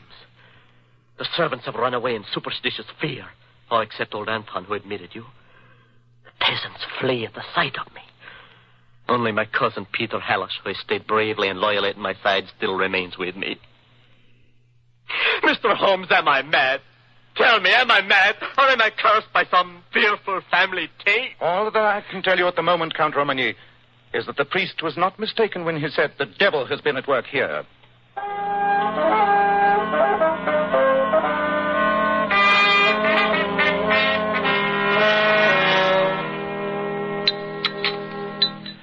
I must apologize, gentlemen, for our limited cuisine. But with all of the staff gone except old Anton, our meals are rather scratch affairs. Oh, my dear Count Romagny, your wine cellar more than makes up for it. You know, if you would take my prescription, Paul, and get out on a horse every day for a few hours of hunting, you would have a better appetite. My cousin Peter is quite a materialist, gentleman. He believes that all the evils of the flesh and the spirit can be cured by enough exercise. And I will wager that Dr. Watson agrees with me, eh? Doctor? Well, there's a good deal to be said for your theory, Mr. Hallish. Mens sana in corpore sano, you know. Your cousin is, of course, familiar with the events you described to us earlier, Count Romagny. Of course, Mr. Holmes. I've no secrets from good old Peter here. And what is your opinion of these strange events, Mr. Hallish? Too much reading, too much thinking, too much brooding about the sins of our ancestors. I only hope that you and Dr. Watson can persuade Paul that all these dreams of his are just a lot of nonsense. Well, I hope so, too, I assure you. And now, gentlemen, I imagine you're ready to retire. You've had a long and wearying trip. A ring for Anton. Should there be a recurrence of your dreams, Count Romagny, please call me the instant you awaken.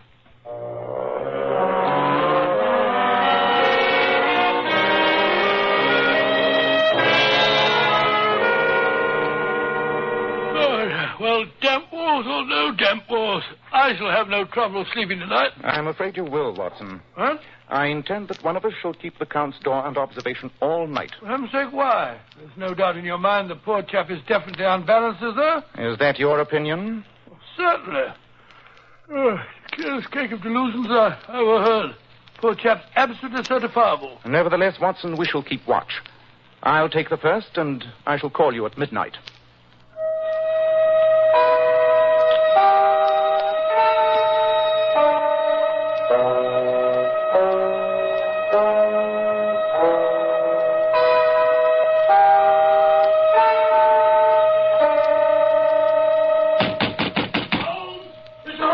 What's the matter? Watson, wake up. What's up? I thought you were on watch. Oh, I must have dropped off. I can't understand. That can wait. What is it? The Count. Come quick. Look, Mr. Holmes, my cousin. There in his bed. Good heavens, Holmes. There's blood smeared all over his hands and on the bedclothes. But no sign of a wound. Just a minute. I can feel his pulse. He's only fainted. Now, what happened? I heard him cry out. Ran down to his room. The door was half open and Paul was lying across the bed.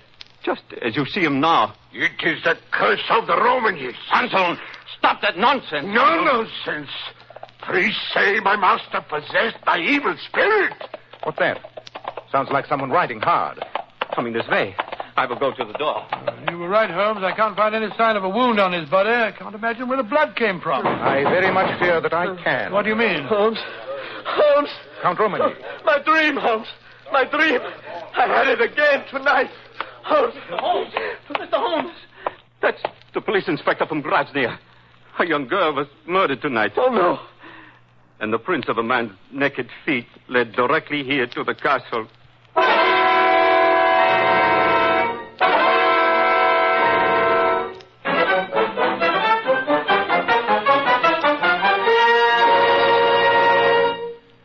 just a moment, we'll find out what happens next in the strange case of Count Romagny.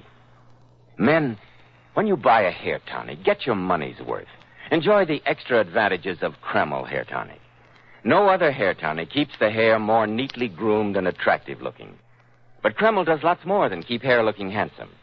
You simply can't beat Kreml to lubricate a dry scalp.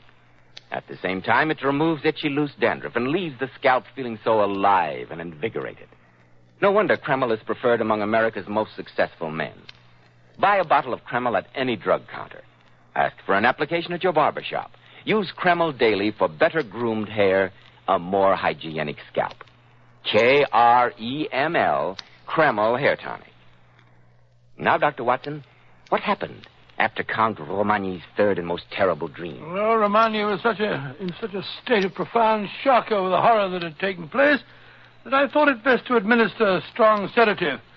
Leaving Anton to watch over his master, Holmes and I, with Mr. Peter Halesh to act as interpreter, drove down with the police inspector to the home of the murdered girl.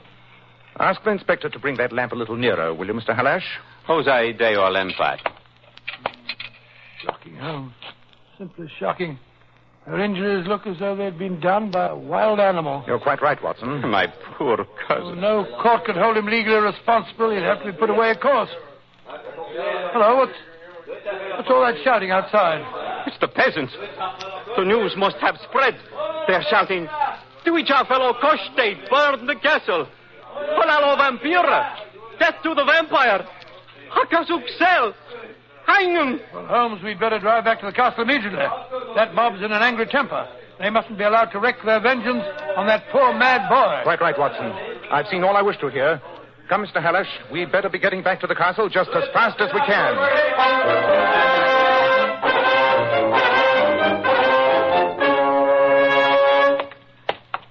As a medical man, Dr. Watson, do you think that there's any chance that my cousin, under proper treatment and care, might eventually be brought back to normality? Well, I'm afraid not, Mr. Halesh. In fact, these cases generally grow progressively worse.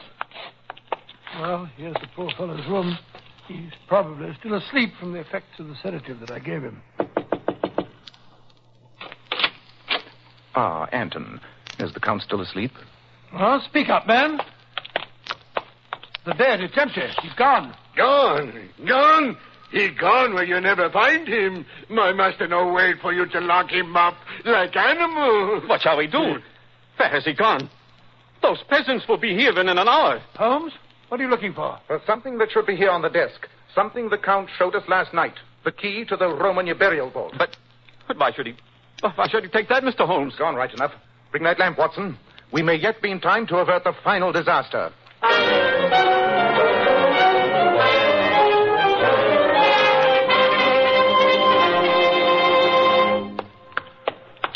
Careful, Doctor. Steps ahead here. The floor is very slippery. This passageway must have been cut out of the very heart of the mountain. It was. Very deep in the rock itself. If all these twistings and turnings haven't confused my sense of direction, we must be almost under the castle. That's right, Mr. Holmes. The burial vault. You heard, Watson? My feet simply went right out from under me. Just broke the lamp, I'm afraid. I know the passageway. Not much farther to the burial chamber. We will have to go slowly, though. Make what speed you can. I'll keep my hand on your shoulder. Watson, do the same with me. I only hope it hasn't occurred to him to lock the door of the vault after he entered it. If he did, we're beaten. Careful now. The passage bends sharp to the right. Just a bit farther along. Oh, wouldn't it be more merciful, Holmes, to let the poor fellow take his own way out? After all, the best we can save him for is a living death in a madhouse. Ah, there's a glimmer of light just ahead. The door to the vault. It's ajar. He must have a lamp inside. Let me go first. Light's so faint, I can't see much. What are all those big, bulky shapes? The stone coffins of our ancestors. There's something moving over there in the shadow behind that stone pillar. It's the Count. He's got a knife. Look out, Romagny! Be careful, Holmes. He's mad. Let me go. Let me finish it. Oh, I don't want to stop. Drop that knife. No. Give me your hand here, Watson. I've got it. Oh, you're wounded. Oh, it's nothing. Just a scratch on my Why hand. did you have to interfere? I'd be better off dead. Come, Paul. You mustn't talk like that. Take the lamp, Mr. Halesh, and lead the way. I want to get your cousin back up to the castle at once.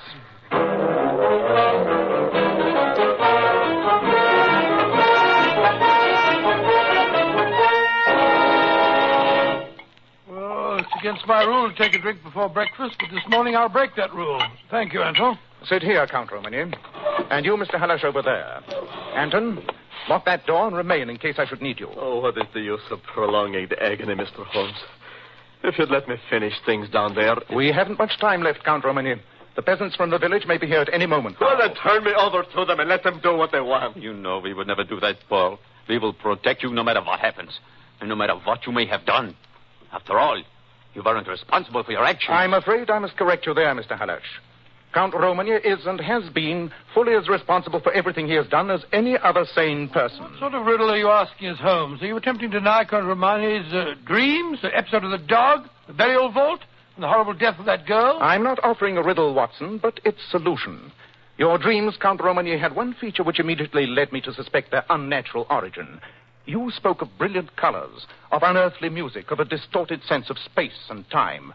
All characteristics of the dreams, or more properly, visions induced by the drug cannabis indica, more commonly known as hashish. Good heavens. And since you showed none of the signs of the habitual drug taker, it was at once obvious to me that your dreams were being induced by someone else. Someone who administered the drug to you in your food or wine on those occasions when they desired you to have one of your hallucinations. But last night, that girl, the blood... The blood stains were the final confirmation, if I needed any, that you had not committed the crime. The real killer slipped badly there. It did not occur to him, when smearing the blood upon you and the bedclothes, that during a 4-mile walk from where that poor girl was killed, the blood would have dried upon you and not come off upon the bedclothes. Peter Halash, have you ever seen an execution in this country? Why do you address me?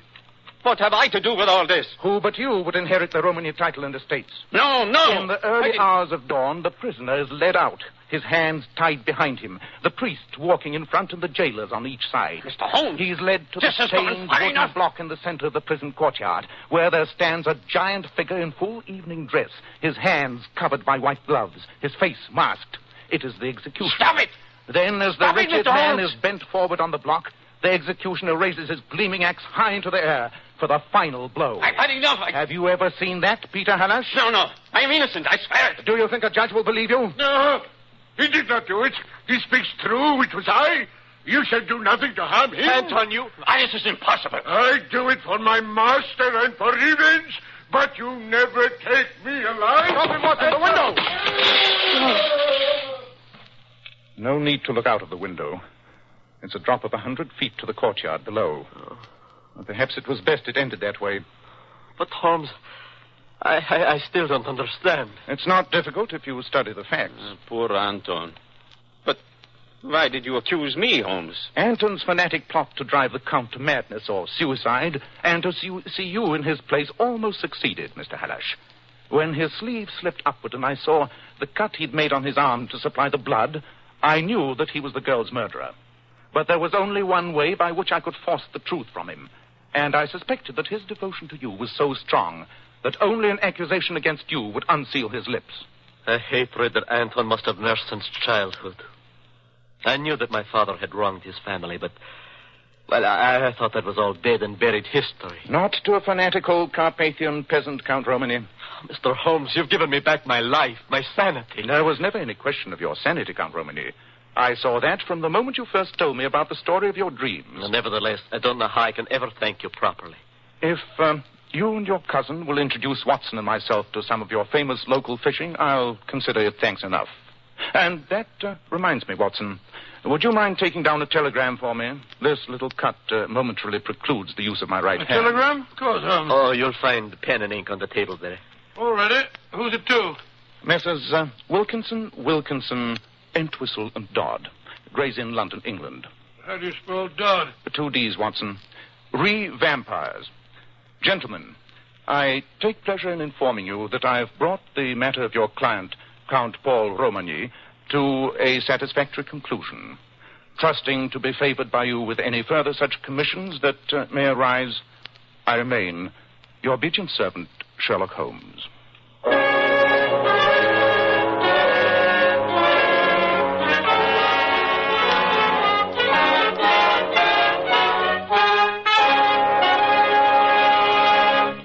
Now, friends, here is specially transcribed for you as a famous celebrity, that great authority on feminine beauty, the king of glamour, John Robert Powers himself. Mr. Powers. Thank you, Joe. Well, that was quite a send-off. I thought it might be of interest to our audience tonight if I brought along one of my Powers girls. As you know, these lovely Powers girls appear on magazine covers. They star in exclusive fashion shows and very appropriately are called long-stemmed American beauties. So tonight I'd like you to meet Miss Maria Morton. Good evening, ladies and gentlemen. That's a very attractive spring hat you're wearing, Maria. Like it? Yes, very much. But how about removing it so we can see those lovely shining locks? Why, of course. I'd love to. Maria, your hair certainly looks like $1 million. Thanks to you, Mr. Powers.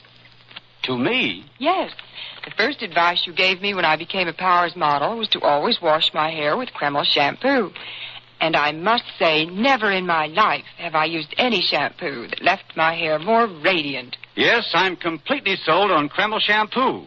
You see, Kreml shampoo has been especially developed to glamour bathe each tiny strand of hair to reveal all its natural brilliant luster. And don't forget to mention the built-in oil base. And that's what helps keep the hair from becoming dry and brittle. The Powers girls tell me that after Kreml shampoo, their hair holds a wave and curl much better. In fact, I certainly recommend Kreml shampoo, not only to the Powers girls, but to every woman who wants to bring out the radiant, shining beauty in her hair. Thank you very much, Mr. Powers, for this beauty tip. And many thanks to your beautiful model. And now, Dr. Watson, what about next week? Well, now, next week I think I should tell you about the strange death of a young Sussex schoolmaster and how Holmes solved one of the most bizarre and most terrifying mysteries that we ever encountered. I call it The Adventure of the Lion's Mane.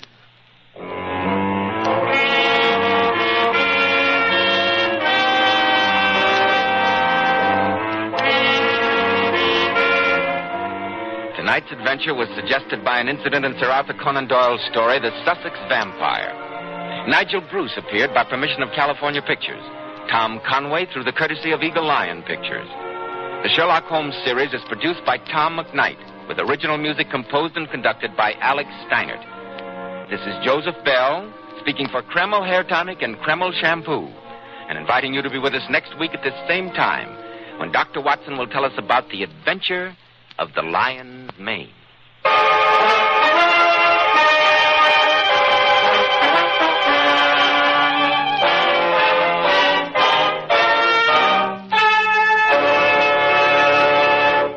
This is ABC, the American Broadcasting Company. Welcome back. Well, I anticipated throughout the story that the Count was sane, but I guessed wrong regarding the identity of the murderer. I did like that law firm corresponding with Sherlock Holmes. It was probably more funny in those days because we deal in email, and the email automatically puts in the re. It was a nice touch. Well, we do turn to a listener comment here. This one, it was in regards to the adventure of the Moultrie Abbey, which we played a couple weeks ago. Patrick writes, at the end of the show, Mr. Bell said the show was based on a case of identity. I think he meant to say the adventure of the Musgrave ritual. I've read both stories, and to me, it closely follows the latter. Thanks. I would agree that there are some commonalities between the two stories. The Musgrave ritual and the Moultrie Abbey story. However, what they say at the end of the episode is not that the story is when they're dealing with the actual new adventures, they say that it was based on it was suggested by an incident in the story. Now, suggested by the incident is a broad term. Where what they're trying to say is something that Watson said in the story suggested this other adventure. And obviously, as they were doing this new adventures of Sherlock Holmes for several years, they had to continue to keep coming up with new stories.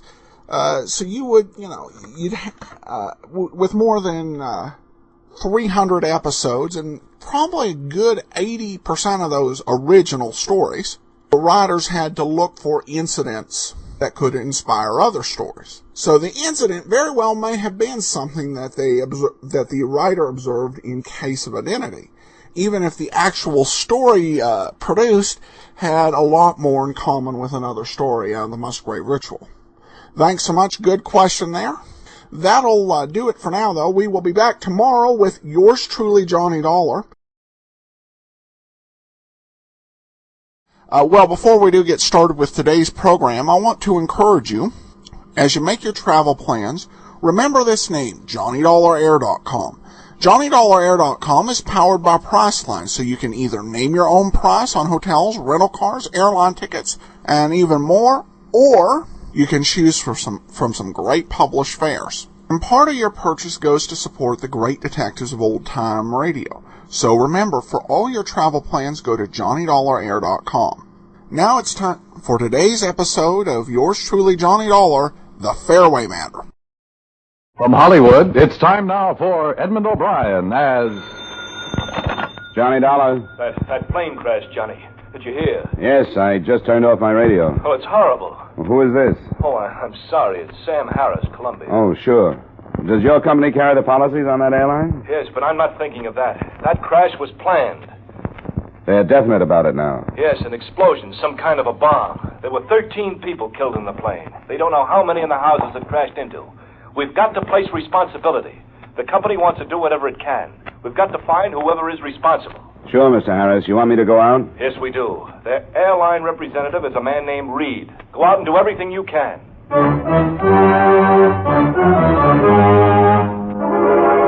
Edmund O'Brien in a transcribed adventure of the man with the action-packed expense account, America's fabulous freelance insurance investigator. Yours truly, Johnny Dollar.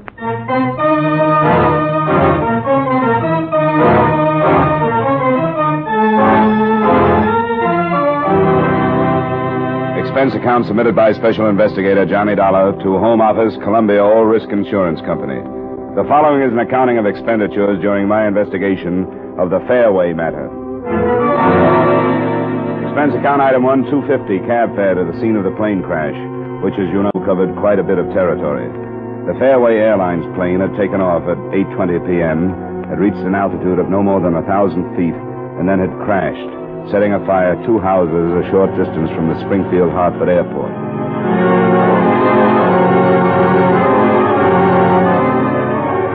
I got there a little after 9:30. One house had been partially saved, but the other had been completely demolished. A family of 4 living in it had been killed. The parents of one child in the first house weren't expected to live. And beyond, twisted pieces of the plane were scattered across a field. Fragments still smoking and turned white by the foam from chemical extinguishers. Oh, there's nothing you can do here, Mr. Mr. Reed? I've got to know about Mr. Carl Reed? Mr. Carl Reed? Over here. What is it? Please call and wait in your car. We'll let you know as soon as we can. My baby. My baby. Yes? What do you want? My name is Dollar. The insurance company sent me. Insurance company? Good Lord, this is hardly the time to worry about money, is it? I'm a private investigator. They've hired me to help in any way I can to fix the plane. Oh, I'm sorry. I misunderstood. I guess I... Oh, you'll have to excuse me, Mrs. Goodhue. There are some things I have to do. Come along, Mr. Dollar. She doesn't know about the explosion. And she thinks there's a chance her daughter wasn't on the plane. She was. She was the stewardess. You haven't told her? I can let her hope for a couple of more hours. Why shouldn't I? I've had to tell too many people. It's just horrible. I think even worse than if it had been an accident. When you know it was premeditated, when you know someone planned it. What kind of person would you have to be to plan something like this? It's hard to believe, Mr. Reed. But we have proof. There was an explosion in the extreme after section. It destroyed all the control cables to the tailor center. I don't suppose the civil aeronautics man is here yet, huh? Oh, he's on his way. They're sending one of their best, S.W. Nugent. Captain Lenhart of the state police is here, though. Oh? I'd like to speak to him, then. You have any idea where he is? The last time I saw him, he was over by that ambulance. Oh, it's left. But, see the group of men over by the hangar? Yeah? They They collected the bodies there. Made as many identifications as possible. I know it's bad, Mr. Reed, but don't you go to pieces now. That wouldn't help at all. I'll be all right. I'll see you later. Yeah.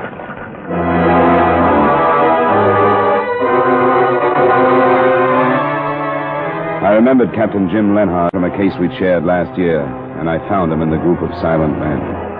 The silence and the expressions told better than words how they felt about the row of sheet-draped bodies on the ground. How was Reed making out? I thought he was going to pieces a little while ago. He's still in pretty bad shape. Well, he's not alone. But for us, anyway, Dollar, it could have been worse. Plane could have been filled. Yeah, that crossed my mind. And you and I are thinking together, Captain, that our approach will be to find out, if we can, which victim was the planned victim. Well, with what we have now, I don't see any other way to start, do you? No.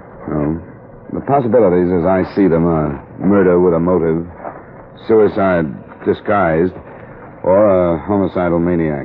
That must cover it. I have men covering the airport in a 2-mile circle around it. Their orders are to question everybody they spot, search every car. That's about all we can do tonight. Well, I'll see you in the morning, then, if it's all right with you. It sure is. I'm glad to have you on the case. I'll meet you in my office at 9. Good. No, there's another ambulance. And get the rest of these poor devils into the morgue. Try to find out who they are.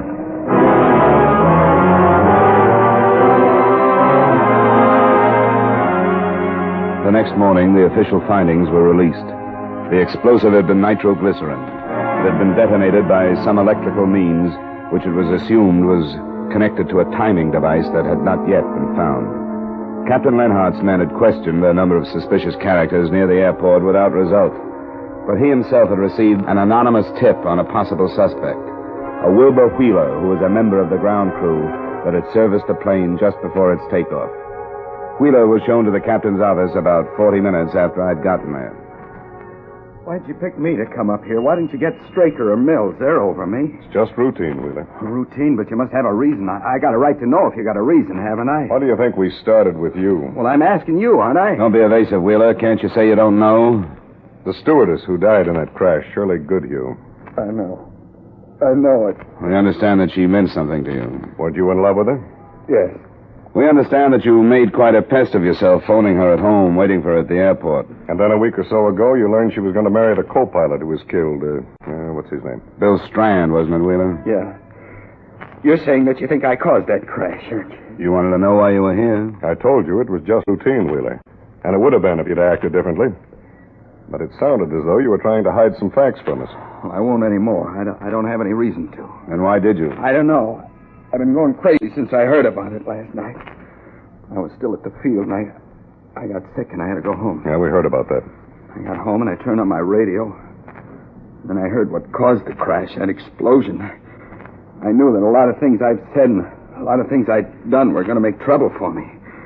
Even getting sick and coming home was bad. What were some of the other things? I said some pretty bad things to Shirley when I heard she was going to marry Strand. Then I had a fight with him. You had a fight with him over the same thing? Well, I guess for me it was really over that. He ordered me around one day, and I didn't like it, and that's how it started. He beat me up pretty bad and said he'd have my job. And I told him that I'd see the day his plane with him in it would be plastered against some hill. I know what it sounds like now, but it didn't mean anything. It was just talk. There's plenty of that, all right. You heard enough, Dollar? I think so. That's all then, Wheeler. I can go? Yeah. Nobody would be stupid enough to compromise himself the way you did, then pull a job like this. I sure made a lot of mistakes. I know that. Yeah. Just be around or we can find you if we want to talk to you anymore. I can't go back to that airport, sir. I was going to call him and quit if it's all right with you. Just be where we can find you, that's all. I will. I'm sorry. A lot of people are, Wheeler. I know. Well... Goodbye, Wheeler. Thanks for coming down. Yes, sir.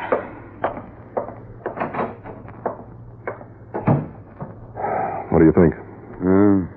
The only reason I say forget him is because he's the first one we've questioned and things don't work out that way. Yeah.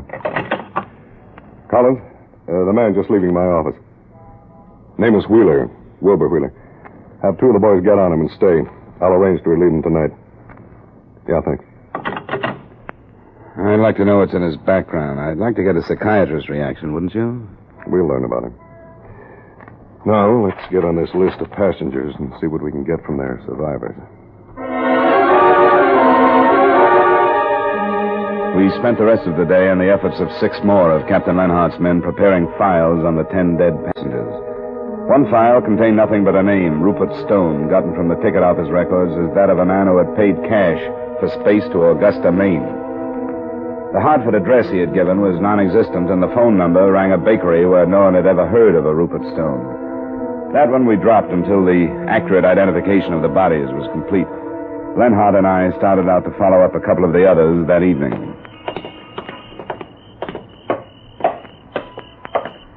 This is rotten work. Check. Mrs. Graham? Yes? This is Mr. Dollar. I'm Captain Lenhart of the State Police. We'd like to talk to you about the death of your husband. No. I've talked too much. It only keeps in my mind the things I saw in that field. And the women crying. We know, Mrs. Graham, but it's our job to fix the responsibility. We only want to ask you a few questions. You want to help find whoever caused all those deaths, if you could, wouldn't you? How can I help? May we come in? All right. But only a little while. I haven't slept. Thank you. No, Skipper, be quiet. He knows. Poor old dog. Very soon he will die. And then I'll be alone. Oh, please sit down. Oh, thank you, Miss Graham. Yes, thank you. Mrs. Graham, your husband... Yes? Well, he bought space to Boston, didn't he? Yes. His brother's buried there. Oh. He was a religious man. Quite often he would go to visit his brother's grave. I see. I think that's all we needed, wasn't it, Dollar, to recheck his plan? Yes, I think that was all. Yeah, I think we'd better go. We're sorry to have bothered you, Mrs. Graham. And thank you very much for seeing us. All right. Yes, thanks very much. Don't bother to get up. You don't have to come to the door with us. Good night. Good night. Good night, Mrs. Graham. Quiet, Skipper. He won't come back. I couldn't cut it. I think that dog did it. Sorry. Don't apologize to me. This hasn't happened to me since I was a rookie. Forget it. But grilling a poor old woman to find out if her husband's cancer might have driven him to suicide, I couldn't go through it. A whole rotten mess. I think it's getting us so old. Why don't we have a couple of drinks on the way downtown? Forget it for tonight, huh? Or try to? That suits me. You know Al's on Front Street? Yeah, it's fine. Any place. Well, let's go then. I'll phone him from there and have Collins check me off duty.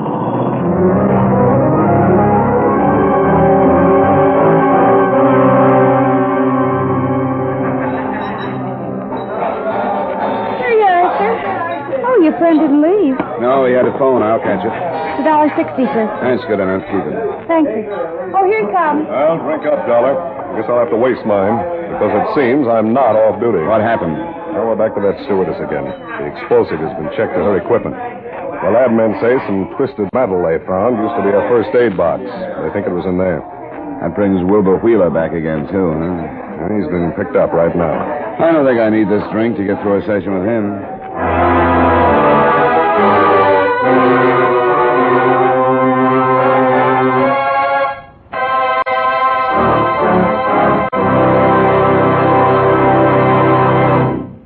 We will return you to the second act of yours truly, Johnny Dollar, in just a moment.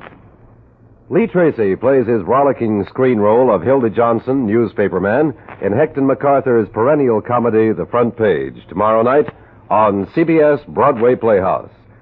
It's an all-fun cast headed by Lee Tracy as Chicago's Hector MacArthur farce about crime reporters comes to life once again on Broadway Playhouse tomorrow night over most of these same CBS stations.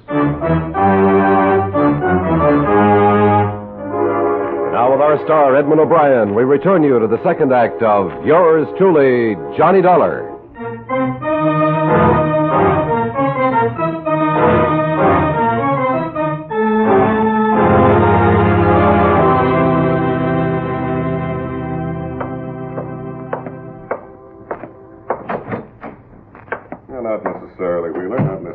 Well, I heard you do. Did you locate Carl Reed, Dollar? Yeah, he was at home. Poor guy's been under doctor's care, but I think I got what we need.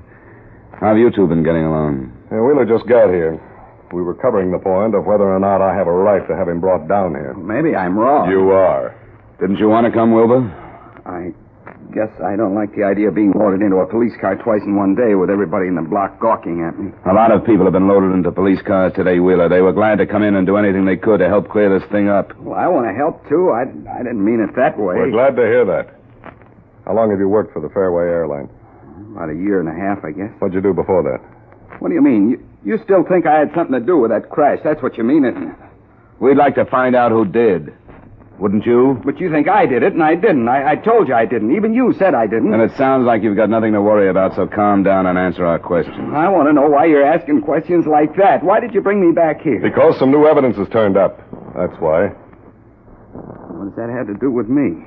It has to do with Shirley Goodhue. I don't know what you mean. I don't know what you're talking about. I told you everything there was about her and me. Did you know that she carried a first aid kit aboard the plane last night? First aid kit? I don't know what you mean. You don't? After working there a year and a half? What did you do on the plane? I brought food on, checked the water, and a few other things. Things that the stewardess would be involved in. She'd be there with you, wouldn't she? Yeah, but I don't know what you're driving at. I don't know what you mean. In the back part of the plane? Yes.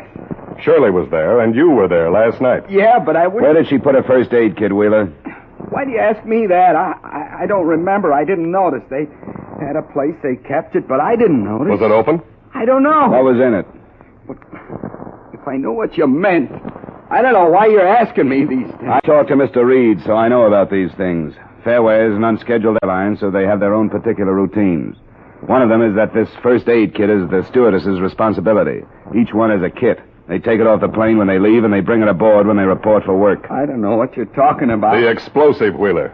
The nitroglycerin that was hidden in that first aid kit. I didn't put it there. That's what you mean, but I didn't do it. I didn't know anything about it. Enough explosive to tear out the whole tail assembly. I didn't do it. I didn't. 13 people in that plane, Wheeler. 4 people in one of the houses it crashed into. Probably 2 more in the other. I didn't do it. I didn't do it.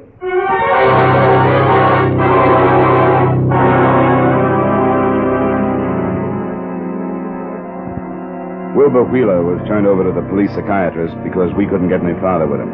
And a lie detector test was arranged for the following morning. The web that was tightening around him was only circumstantial. And the question was, did he know that he could keep on saying he hadn't done it and that we couldn't do anything without physical proof? Or was he innocent? Our last move that night was to go to Wheeler's room. We were looking for wire that could be checked to that used with the explosive. We couldn't find that or anything else that could be a definite help. But a couple of things we didn't find seemed strange. Hey, he said he came home and turned on his radio. Well, there isn't a radio here. Maybe we've got him on a real lie there. Newspapers, Leonhard. Can you find any? Well, I hadn't noticed. No, there aren't any. Unless he's got them out of sight someplace. Why would he do that? Huh? Not in the wastepaper basket. You'd think a man as closely connected to this as he was would want to find out what the papers were saying, wouldn't you? Guilty or innocent. Yeah. Oh, I don't know, Dollar. I'm ambushed. Let's drop it for tonight, huh? I'm ready. We'll try him again tomorrow. I'll drop you at home and see you about 9 in the morning.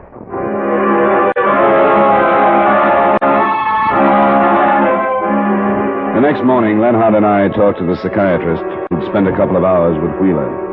In technical terms, what he said was that Wheeler was definitely suffering from a severe guilt complex. But whether that meant he had actually committed the crime or had only wished secretly that harm would come to Miss Goodhue wasn't clear yet. In terms of evidence, that meant nothing. The lack of a radio or newspapers in his room, the doctor tossed off as meaning merely that Wheeler was hiding from actuality. As Captain Leonhard put it, if that doctor thinks he helped my mental condition, he's wrong.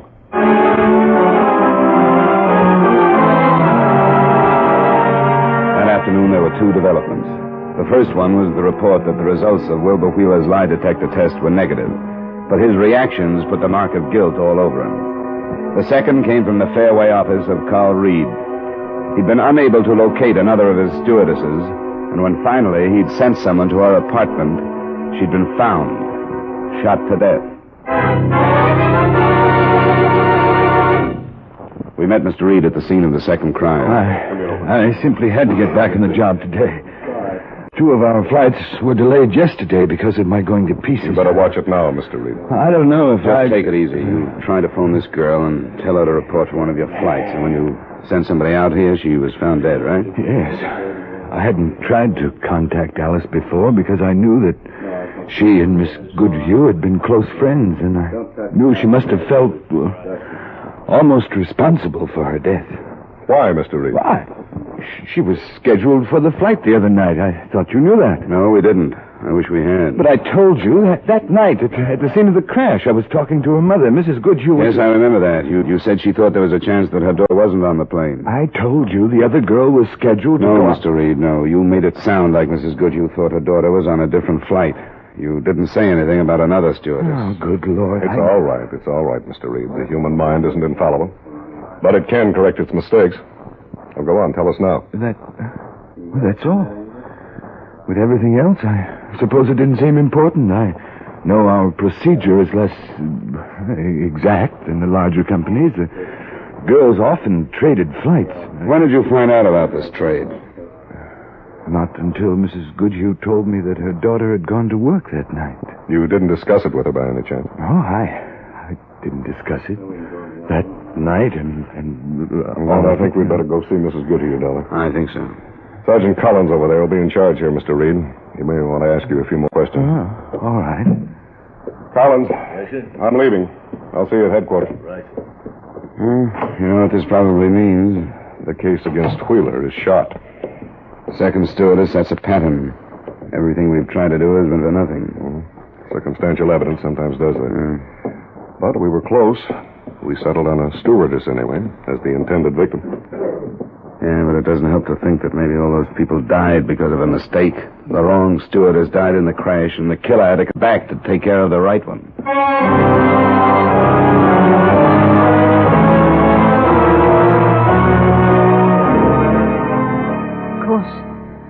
Of course, I'll tell you anything I can. Well, we've just learned that your daughter wasn't scheduled to be on that plane, Mrs. Goodhue. No, she wasn't. Do you know why she happened to be? We understand that she and Alice Turner exchange flights quite often, but do you know how it happened the other night? Well, no. Shirley was here at home, and the phone rang. What time was that, please? Oh, I hardly remember. We'd had an early dinner. The plane took off at 8:25. How long before then? Well, an hour at least. No, it was less than that because Shirley left in such a hurry. What did she say? Well, she said that one of the girls was sick and she was going to take her place on a flight. Just up to Maine and back, she said. She said she'd be home soon after midnight. I've never liked rushed decisions, and I've always worried when Shirley left in a hurry like that. She did it quite often? Yes. Yes, they all did it. 6 of them live here, in Hartford. I never liked it. Did she trade more often with Alice Turner than the others, do you know? Well, I don't think so. No, it was an agreement, almost a code. If one of them couldn't work, one of the others would fill in. Well, then it's possible that Alice Turner called some of the others before she called your daughter. Yes, it is possible. And I wish that I...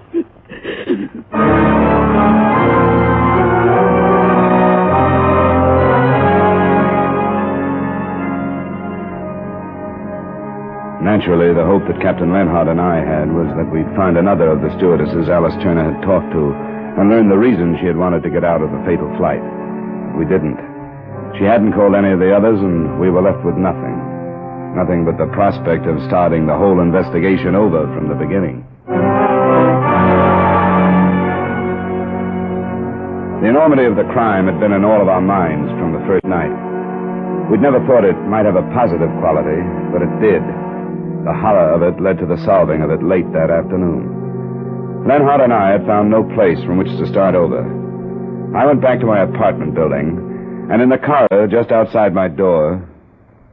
Is your name Dollar? Huh? Yeah. Can I help you? I want to talk to you. I think we better go inside, huh? Oh, I'm pretty busy. I know you are. I want to talk about the plane explosion. Oh? All right, come on in. Now, look, I can't stand it anymore. I read about Alice Turner this afternoon, and I can't stand it, that's all. What do you know about it?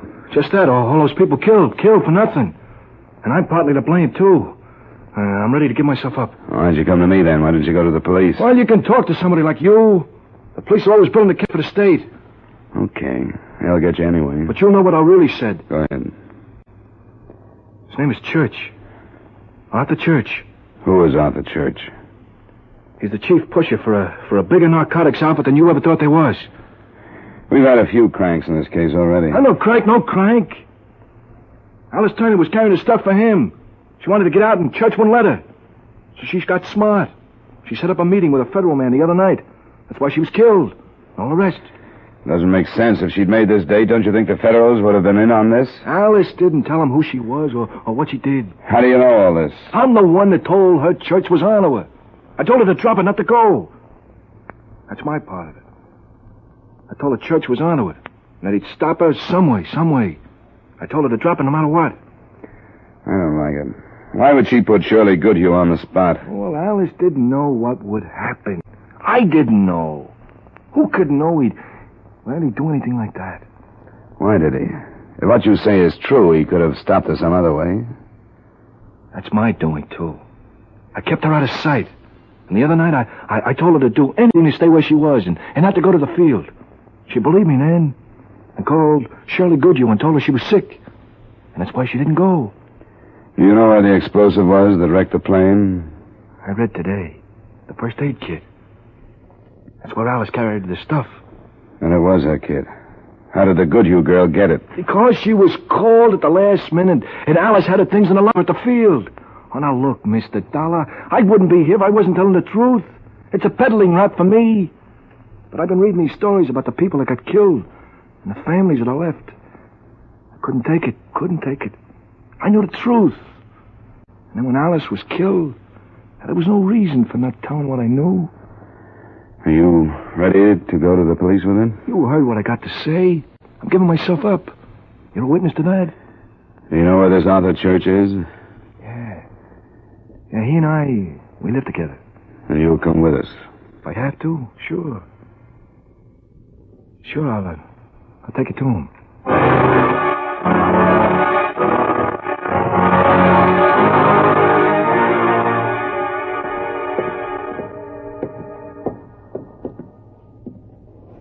This it, Moran? This is where I left him. You go in then and tell him who's here. All right. Just call him naturally now. All right. Are you here? I'm here, you dirty... Get out of the way, I got it.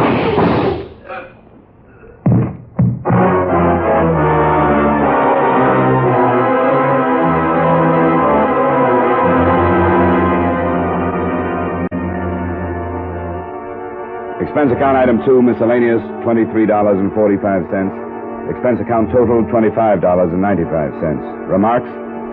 With the cost of the other people, the total hardly seems important, does it? I think it would be easier to forget the $25 than the rest of the matter, so let's do it. Yours truly, Johnny Dollar.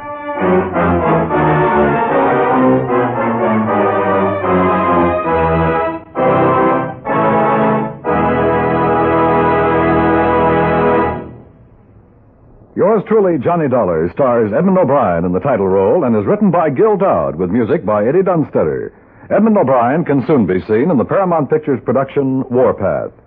Featured in tonight's cast were Peter Leeds, Ray Hartman, Martha Wentworth, Bill Boucher, Victor Perrin, and Virginia Gregg.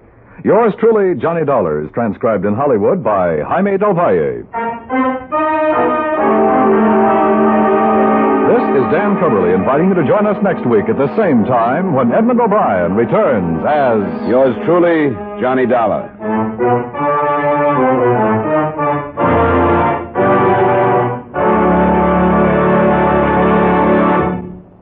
Every time you buy a United States defense bond, you help in our defense effort, and you help build your personal security. Yes, defense bonds are good for you and good for your country. Remember, defense is your job. Buy United States defense bonds.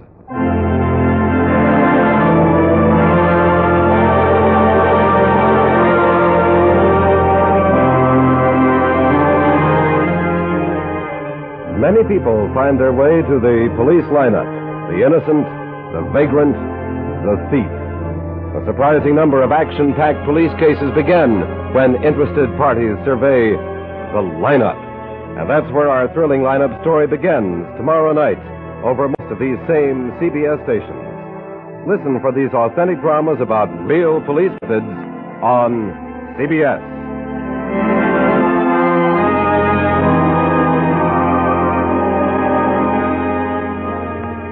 This is CBS, where you'll never lose when you follow the news on the Columbia Broadcasting System.